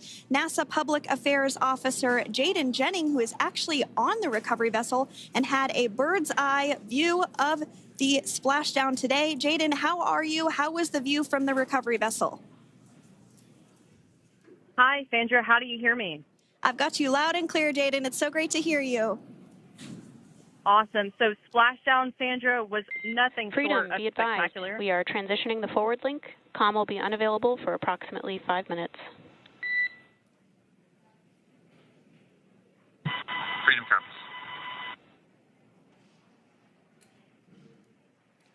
Thanks so much, Jaden. We did just have some communications letting us know that we'll have about a 5-minute period where we won't be able to hear from the crew. So please go ahead, tell us, how was the view from the recovery vessel? Absolutely. Yeah, I was mentioning earlier, splashdown was nothing short of spectacular. And we were stationed about 1.5 nautical miles away from the splashdown zone and had great visuals here on the recovery vessel Megan. We actually saw a little of the smoke trail as the spacecraft was coming in. And then moments later, we spotted those drogue chutes, and this was quickly followed by 4 healthy white and orange main parachutes. We then tracked Dragon all the way down as it slowly propelled into the ocean. And I think I speak for all of us on the ship when I say a new core memory was made today, and we are looking forward to having Crew-9 on board with us a little later. Jaden, that is amazing. Now, obviously, we are watching it here on camera, and the landing conditions look pretty good, but how was it from your perspective? What is the sea state out there? Absolutely. Absolutely. So we've had optimal conditions for splashdown, and today it is sunny and 63 degrees outside right now with clear skies, light winds, and calm seas. The sea looks absolutely beautiful right now, and light blue with the sun reflecting from it. And Kate, I think the crew's going to like what they feel weather-wise on this picture-perfect day for splashdown off the coast of Tallahassee. Thanks so much, Jaden. It certainly looks like a beautiful day. Can you tell us a little bit about the journey of the recovery forces to get to this point? Sure. So one unique aspect of this recovery was the onboard training on station conducted for Butch and Sunny to ensure they were ready to return on a Dragon spacecraft. That training covered all aspects of their return, including nominal and contingency departures, deorbit burns, splashdown, and post-landing ops, which is what this team is preparing for now. As for the recovery teams themselves, we started the day taking a series of helicopters out to the vessel. And as standard, the recovery director and crew support teams were on that first helicopter out and took the time to get everything prepared on the ship. About 2 hours before splashdown, they deployed those fast boats and jet skis into the water. I was actually on the second helicopter out, and we were on the vessel about an hour and a half before splashdown and landed on top of the helicopter pad on the Megan.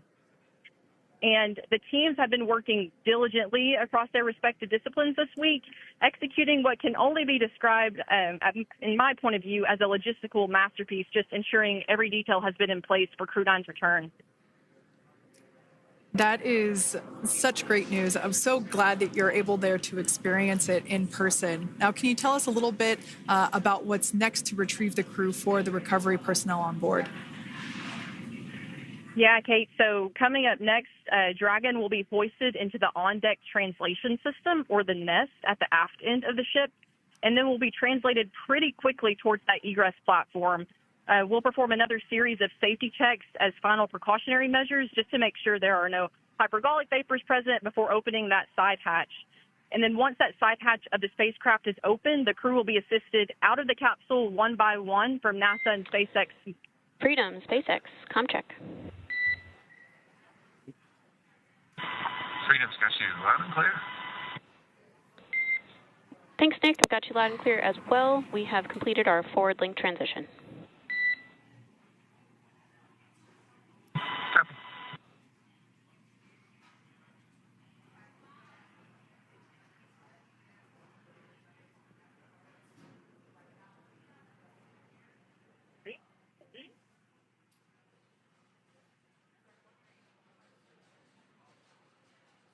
And Jaden, if you did just want to go ahead and let us know what is next to retrieve the crew, we are continuing to get some great views on our screen, but I know you have an even better view yourself.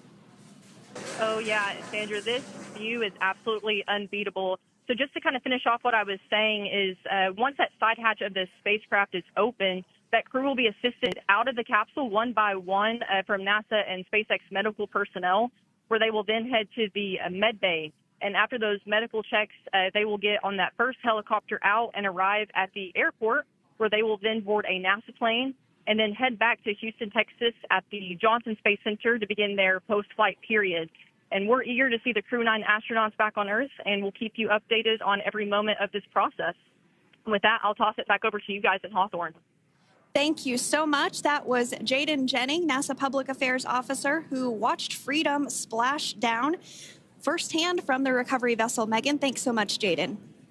So we are continuing to get these great views on our screen here of Freedom. As we mentioned, it splashed down at 2:57 p.m. Pacific time off the coast of Tallahassee, Florida. The recovery personnel are continuing to step through procedures to hoist Dragon onto the recovery vessel Megan there, which is now coming into view. You can see just how close Megan is at this point, and that's that helicopter pad that Jaden was just discussing, where the crew will fly off of onto the coast of Florida, and then eventually they'll fly back to Houston. Just underneath that helicopter pad is that translation deck where we will see the nest once it is loaded up with the Dragon spacecraft on board.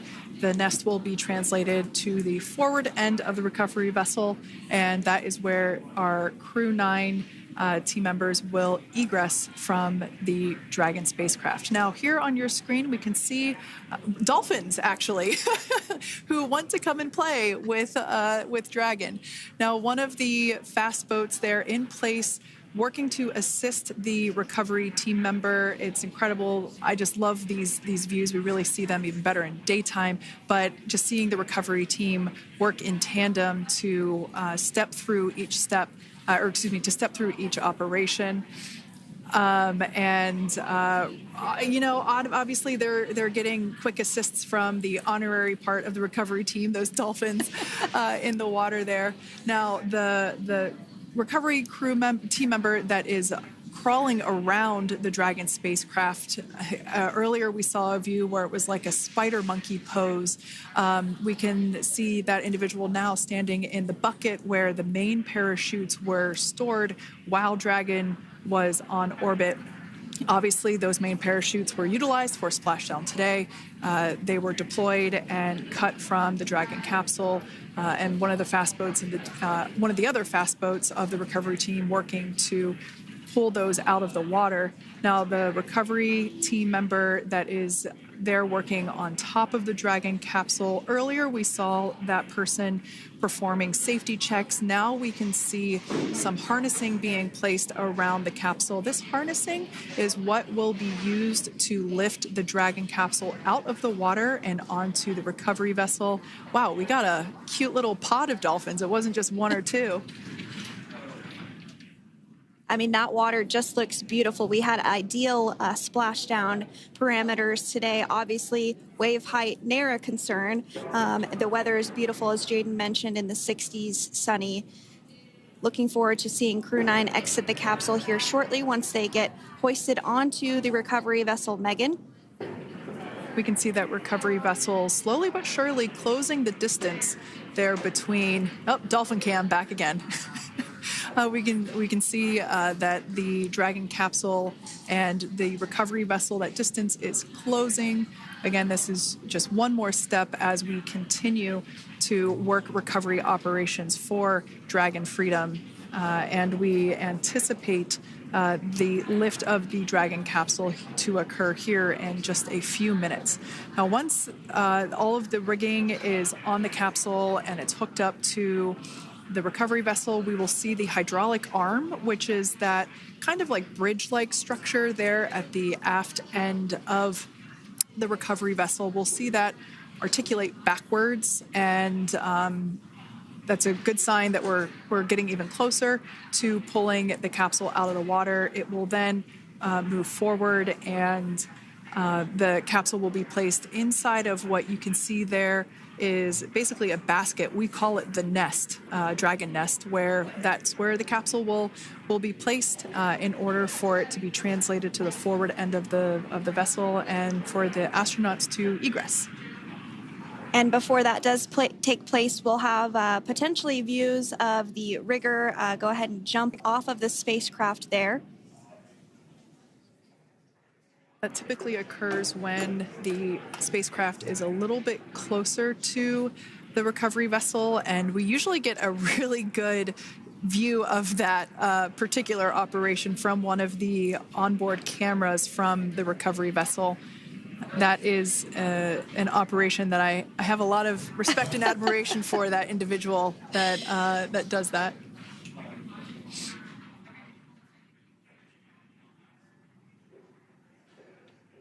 So again, Dragon continuing to get closer and closer to the recovery vessel Megan. You see some of those ropes now coming into view as well. If you are just joining us, Crew-9 splashed down off the coast of Tallahassee, Florida at 2:57 p.m. Pacific time with NASA astronauts Nick Hague, Butch Wilmore, Sonny Williams, and Roscosmos cosmonaut Alexander Gorbunoff.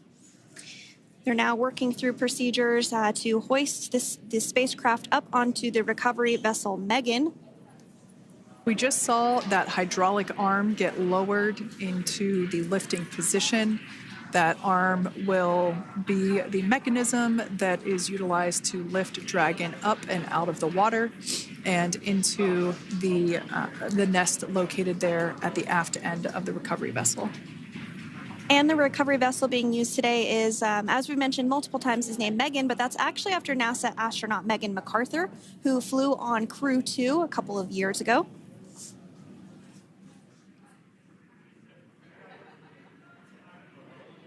We're getting some views now from actually inside the boat.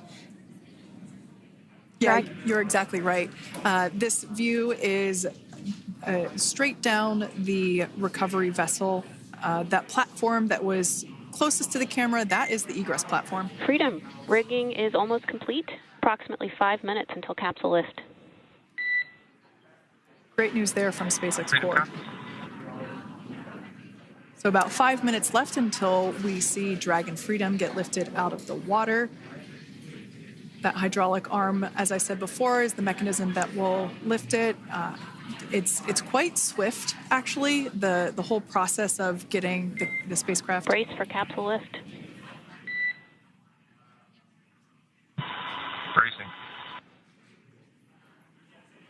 There it goes, Dragon Freedom being lifted out of the water and onto our recovery vessel, Megan.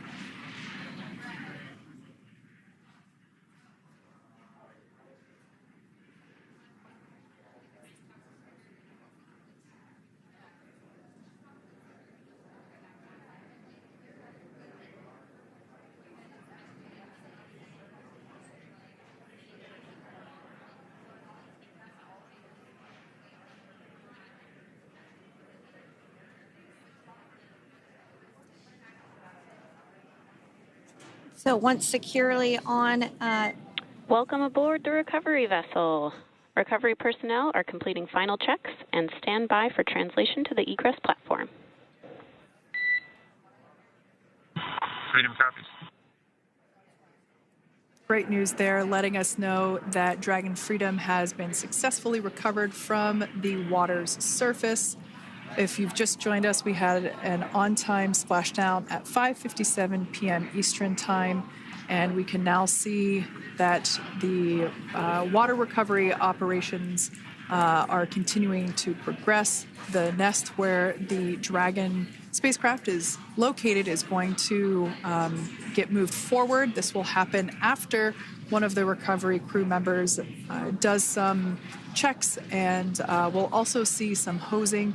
Obviously, the spacecraft splashed down in salt water. Salt water is corrosive, and we want to try and rinse out as much of the salt water as possible to reduce that corrosion on the metallic structures.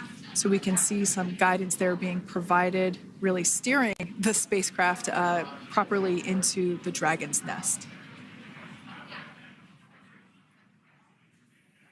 And it's been 30 minutes since Dragon splashed down, and as you can see there, the spacecraft is already on board the recovery vessel Megan. Things continuing to move very smoothly today throughout the entire operations from the deorbit burn up until this point as well. And Freedom, it looks like the positioning wasn't quite right, so they are working on repositioning the capsule in the nest now. Okay, copy that. Thanks. And with that, the team is just going to adjust the Dragon spacecraft a bit so that it's in the right position ahead of translating up a little bit closer ahead of the side hatch. So the team is now going to step through the procedures to ensure that that takes place. While Dragon does fly itself autonomously, it clearly is unable to park itself autonomously. We want to make sure that the Dragon capsule is properly seated there in that nest.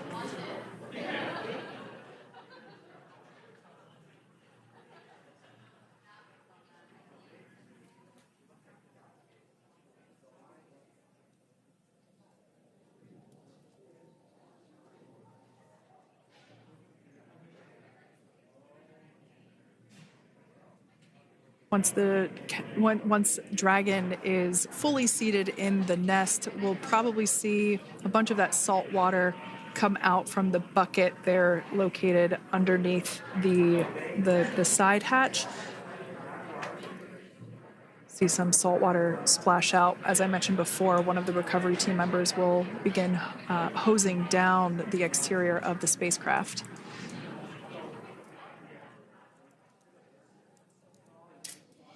So you are continuing to get some great live views on your screen of Crew-9, which includes NASA astronauts Nick Hague, Sunny Williams, Butch Wilmore, and Roscosmos cosmonaut Alexander Gorbanov, who splashed down off the coast of Tallahassee, Florida, 2:57 p.m. Pacific time this afternoon. Now working to get that spacecraft situated in the nest. Just making some final adjustments and tweaks to ensure that it's nice and secure.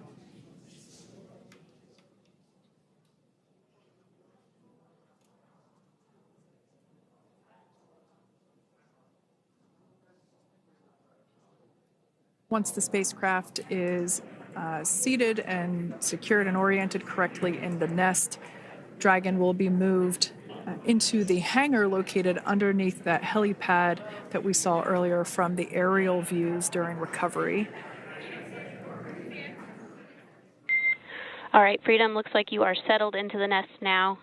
Team is working through hypergol sweeps. Copy all.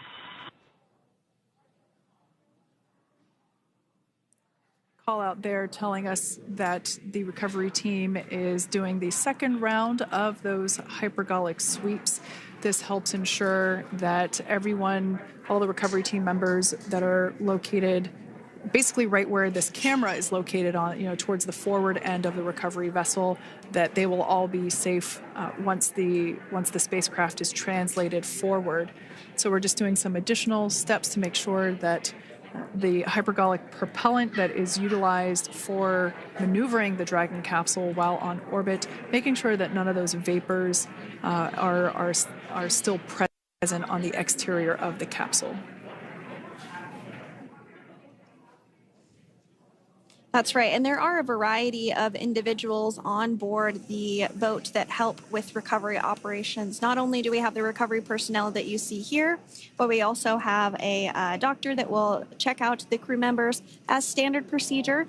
As with any spacecraft that is returning from space, we always perform a medical check with the crew. So you will see the crew come out of the capsule and be placed on stretchers, just like with the Soyuz landing and with all of our Dragon splashdowns. That is the nominal procedure.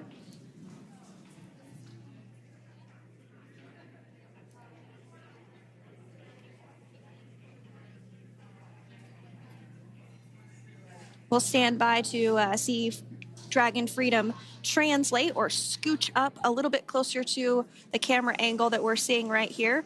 And then teams will step through procedures to get that side hatch opened. You see it right in the dead center of your screen there. It's kind of that rectangular shape. It has not been opened since Crew-9, which included Nick Hague and Alexander Gorbanov, launched back in September from the Kennedy Space Center in Florida. So that will be the very first time that hatch is opened.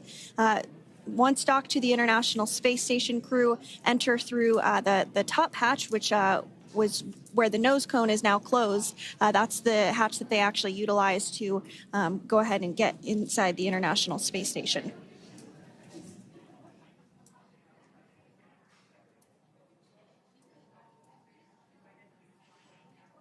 So as we get a little closer to that hatch opening procedure, you might start to see more individuals come into frame for some of that support. The ship has a maximum capacity of a little over 40 people on board, and it takes a variety of different roles, as we've discussed, to support. Also on board is the chief of the astronaut office for NASA, that's Joe Acaba.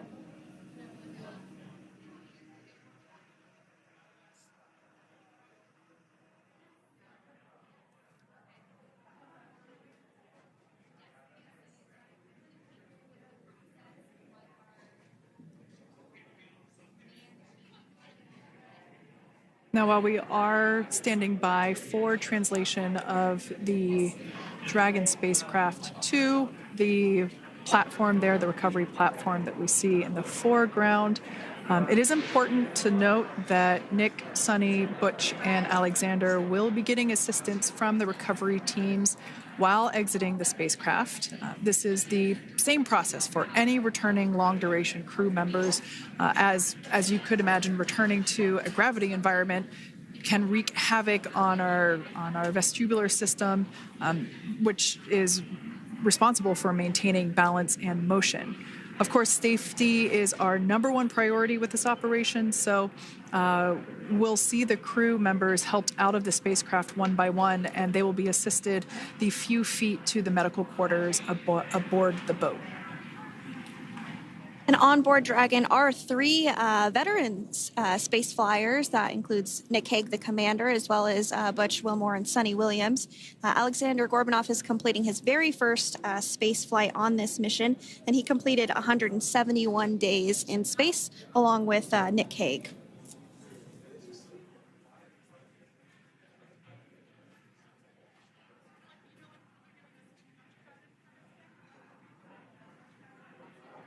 For those of you that have just recently joined us, well, I would encourage you to hit that rewind button and go back a few minutes. It was a beautiful splashdown of Dragon Freedom with the Crew-9 cohort on board.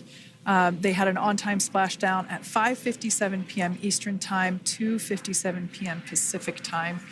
We can see that the spacecraft... Freedom translation is in progress. Copy, and seal it. We can see that spacecraft was successfully recovered from the ocean surface and is now being washed with fresh water, as obviously they splashed down in salt water. So we're trying to rinse off as much of that salt water as possible. And we can see the spacecraft continuing to move closer and closer to that recovery deck. Freedom, the crew is working on side hatch opening now. Expect hatch open in about 2 minutes. Okay, copy that. And Kira, just wanted to say that to you guys, you and the team did an awesome job, both uphill and downhill. Just really, really impressed. Thank you. Thanks, Nick. It's been an honor. This is a pretty exciting moment coming up. We are working to open the side hatch. One thing that may not be obvious from, just looking at the spacecraft here is that this side hatch that we're about to open, the last time it was open was when this spacecraft was at the launch pad. This side hatch is what is used for initial capsule ingress and final capsule egress, but all comings and goings from the spacecraft while it is on board the space station are from the forward hatch, which is located at the top of the spacecraft under that nose cone. So this is a pretty exciting moment because it will be the crew's first breath of fresh air since boarding their ships at the start of their journeys last year. And the very first person that will have the opportunity to say hello to the crew once that hatch is open is a SpaceX medical recovery personnel representative. Then we'll see procedures take place to remove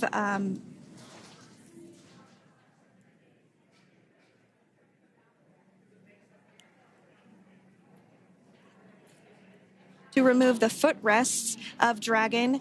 That will just help the recovery personnel get a little bit more room to access the crew and help get them out of the spacecraft.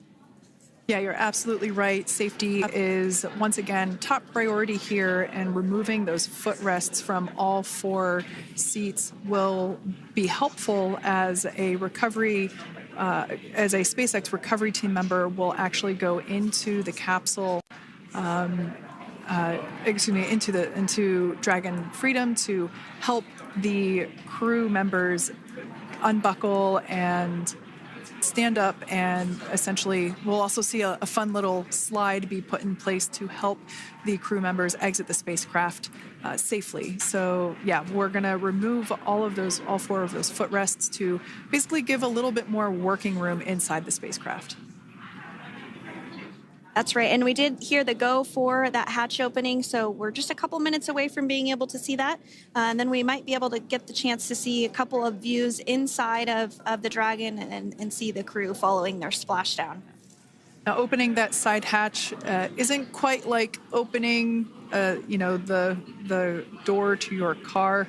We have to depress the seal around the side hatch, as well as, we'll now see them open that side hatch up.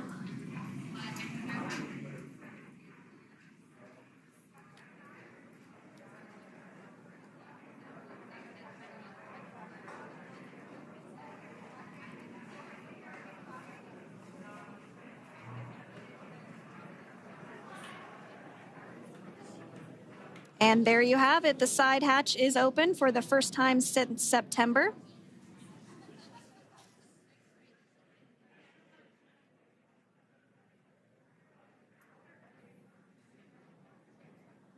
We can see some of the protective equipment there that was brought into frame that will help protect the edge of the side hatch.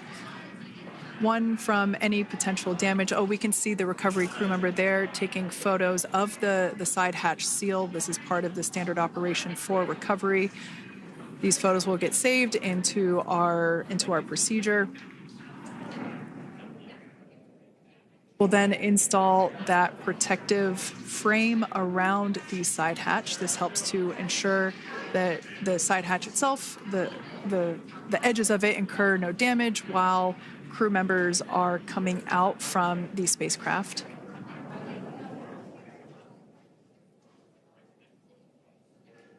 If you missed it, there was also a recovery team member that went inside. So there are now 5 people on board the Dragon spacecraft.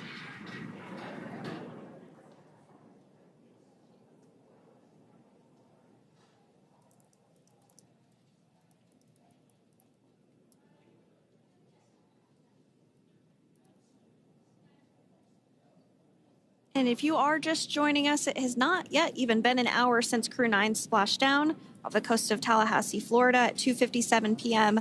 Pacific time. The crew is now on board the recovery vessel Megan, and the hatch is open. The next major milestone that we'll see is when the crew will actually egress or exit the spacecraft. But before that, they'll continue to, the recovery personnel rather, will continue to install that protective area around the hatch and then remove the footrests. So we're a couple minutes away from seeing the crew egress, but not too long away.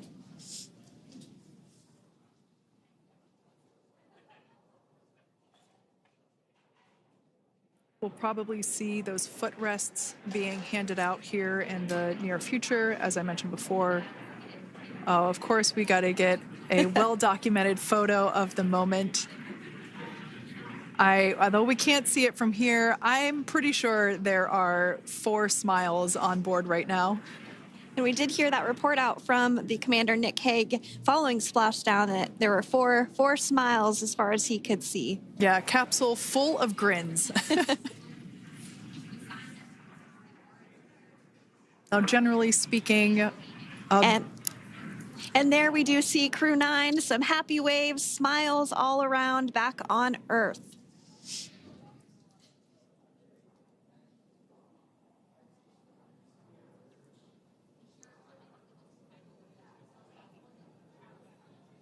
Generally speaking, we have the individuals in the 2 center seats of the spacecraft exit first. You might hear us refer to this as the exit process as egress. It's just another term for exiting the spacecraft. Generally speaking, we most of the time have the 2 center seats egress first, as it makes moving around inside the capsule a little bit easier.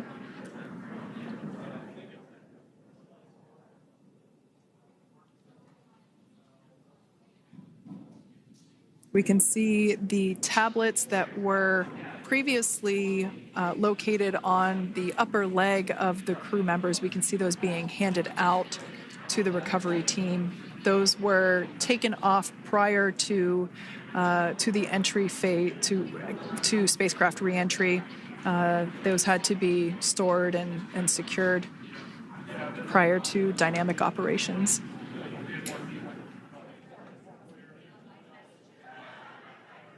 It looks like we are starting to see the footrests also be removed. I just saw one there on the screen. There are 4, of course, 1 for each crew member.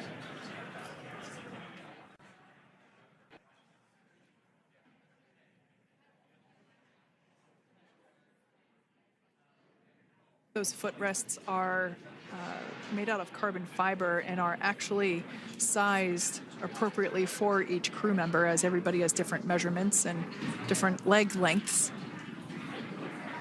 Same goes for the armrests and the bucket length of each seat. We size those appropriately for the crew members and to ensure their comfort and safety.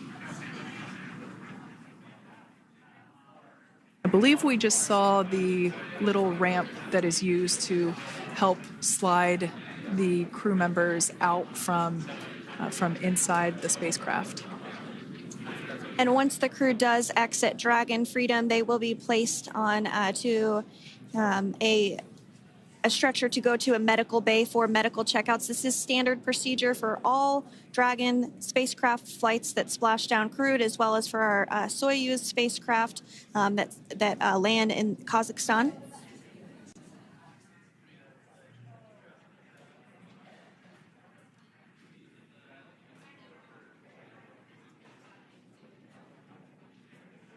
We could see the exterior of Dragon Freedom quite clearly in this shot, and it's such a beautiful sight.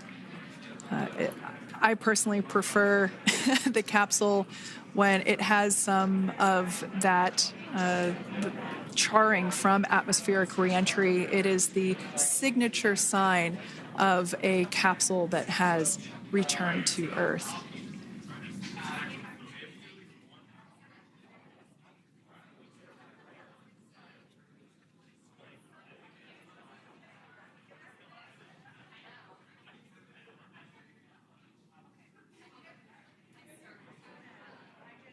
Continuing to stand by for our first crew member to egress or exit Crew Dragon Freedom following their splashdown at 2:57 p.m. Pacific time. Dragon undocked from the International Space Station at 10:05 p.m. Pacific just yesterday, so it was about 17 hours of phasing.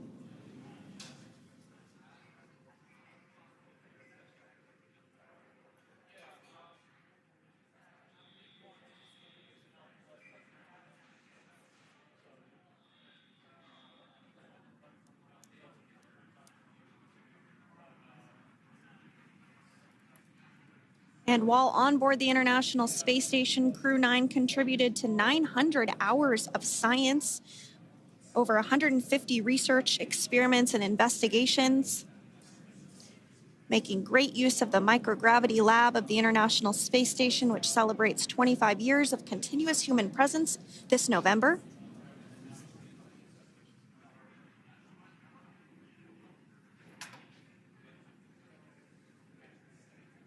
Looks like we're about to get our first crew member here upon egress of the Dragon spacecraft.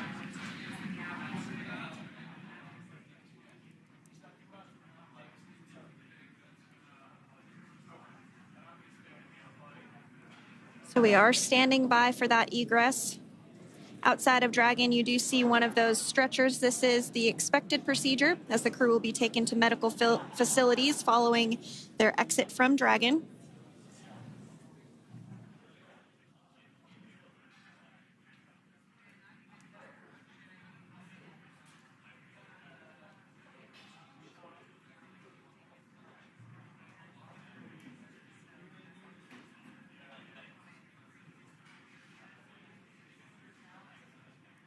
We can see folks on board clapping as our first crew member.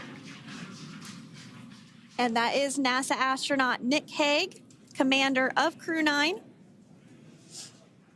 now out of Crew Dragon Freedom. Some smiles, thumbs up, and a wave. Can't get any better than that. Yeah, that is one happy camper, that's for sure. As we said before, it is standard procedure for all of our long-duration crew members to receive assistance upon egressing from the spacecraft.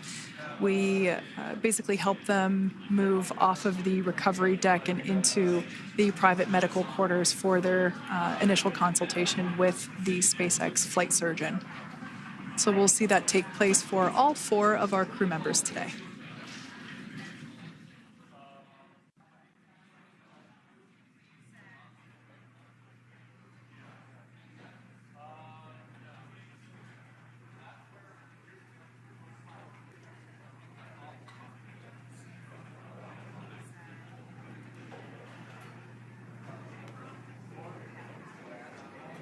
And we are standing by for the next crew member to exit Freedom.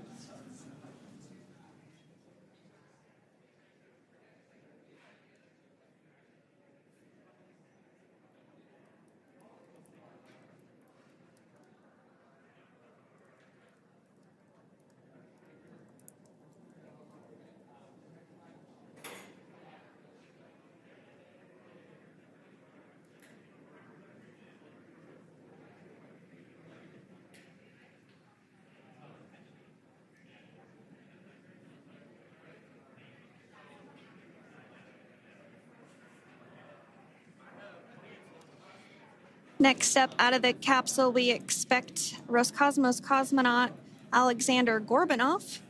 His first space flight. Spent 171 days in space alongside NASA astronaut Nick Hague. Looks like we're getting some cheers and clapping on board as Alexander is slid down the little ramp and placed into the mobility aid. Once again, big smile.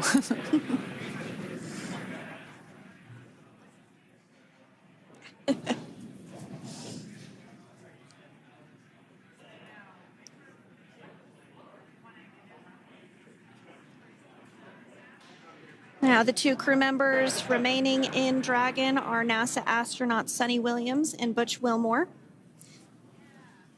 They completed 286 days in space. One of the remaining footrests being removed from the Dragon spacecraft.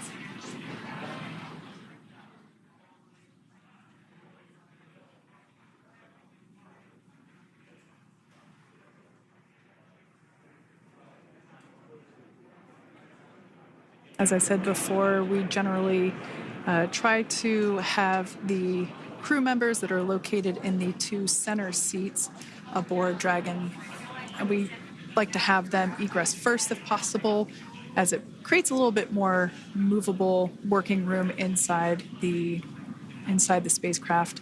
There is a recovery crew member inside that is helping all of our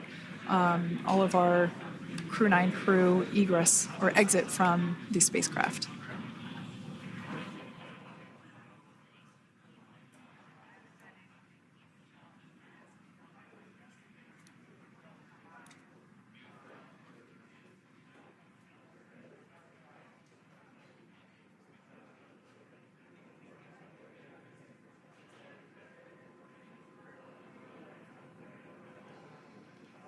We are standing by for the next crew member to egress or exit Crew Dragon Freedom following the splashdown not even an hour ago at 2:57 p.m. Pacific time.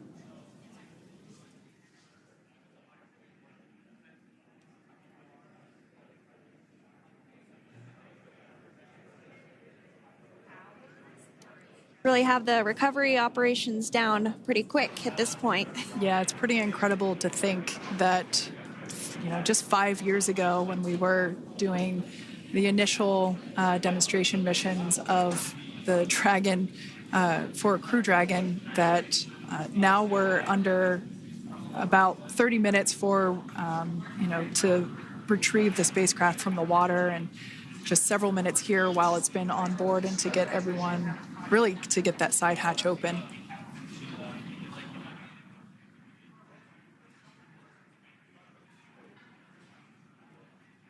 For those of you that have just recently joined, the Dragon had an on-time splashdown.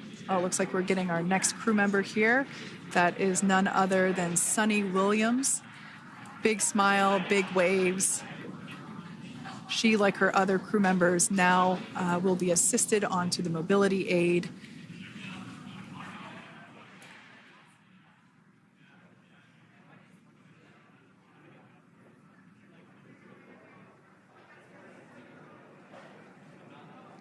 There we have it, some waves, some thumbs up, and some smiles.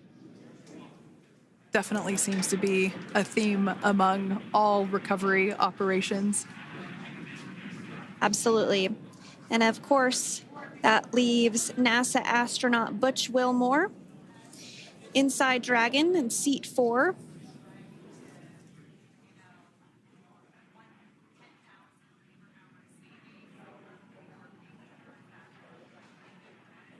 We're getting some views of him now as he egresses or exits the spacecraft.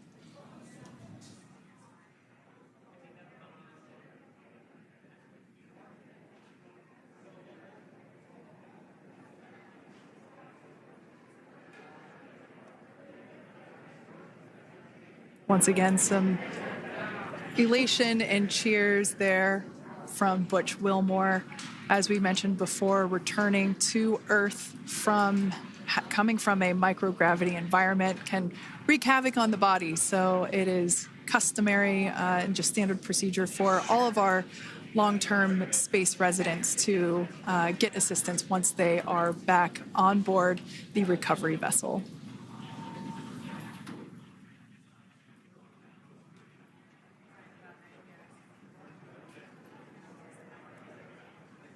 Well, now that Nick, Butch, Sunny, and Alexander are safely back home on Earth and getting checked out by the NASA medical team, we're going to wrap up our live coverage of their return.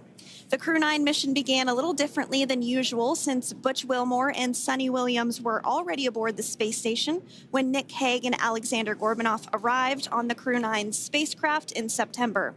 Having arrived as the crew flight test crew for Starliner, Wilmore and Williams were fully incorporated into the space station's Expedition 72 team and began research and other work aboard the station along with the other crew members. Williams commanded the orbiting laboratory for much of the expedition. After a successful liftoff and separation from Falcon 9, Nick and Alexander made a short flight on board Dragon to the International Space Station. Veterans of long-duration space station missions, both Williams and Wilmore conducted spacewalks during their 9 months in space. Like all crews on the station, Crew-9 had the ability to leave at any point had there been an emergency. With their full-duration mission coming to an end, the crew began packing up their personal items for their return to Earth about a week ago and worked through tasks and shared lessons learned with Crew-10 teams as they arrived a few days ago. Their journey home began about 17 hours ago when they closed the forward hatch to Dragon and undocked from the space station at 10:05 p.m. Pacific, 1:05 a.m. Eastern. After 4 successful departure burns and a phasing burn to line up their orbit, Nick, Butch, Sunny, and Alexander rested for a few hours before waking up to prepare for re-entry this morning. We jettisoned Dragon's trunk and performed our final on-orbit maneuver, the approximately 7.5-minute-long deorbit burn, and that occurred at 2:11 p.m. Pacific, 5:11 p.m. Eastern Time. And that sent Dragon on its path home. The spacecraft re-entered the Earth's atmosphere and slowed its descent with successful deployments of 2 drogue parachutes and 4 main parachutes, with the final splashdown occurring off the coast of Tallahassee, Florida at 2:57 p.m. Pacific, 5:57 p.m. Eastern. Following that successful splashdown, we saw SpaceX recovery experts move in and prepare Dragon Freedom for its lift onto the recovery vessel. And just a little less than an hour following splashdown, we saw Nick, Sunny, Butch, and Alexander make their way out of Dragon and into the recovery ship's medical facilities, safe and sound. Next up, they'll catch a helicopter flight back to shore, where they'll transfer to aircraft that will take them home. The astronauts will take a NASA plane for the short flight back to Houston, where they'll be reunited with family and friends to bring an end to this mission. It's been an honor and a privilege to share their journey with all of you as we continue this new era in human spaceflight. Return today marks the end of the direct handover we executed after successfully launching the Crew-10 mission to the space station just last week on Friday, March 14th. Thank you, as always, for joining us for tonight's coverage of the splashdown of Crew-9. Remember to follow SpaceX on X and NASA online and on social media for updates for the very latest on crew and cargo flights to and from the International Space Station. And we'll continue to share the progress of Nick, Sunny, Butch, and Alexander on social media as they travel back home. We do also have a post-splashdown media briefing coming up at approximately 4:30 p.m. Pacific, 7:30 p.m. Eastern, where leadership will share a final update as we conclude this successful mission. So, from all of us at NASA and SpaceX, welcome home, Crew-9. So long.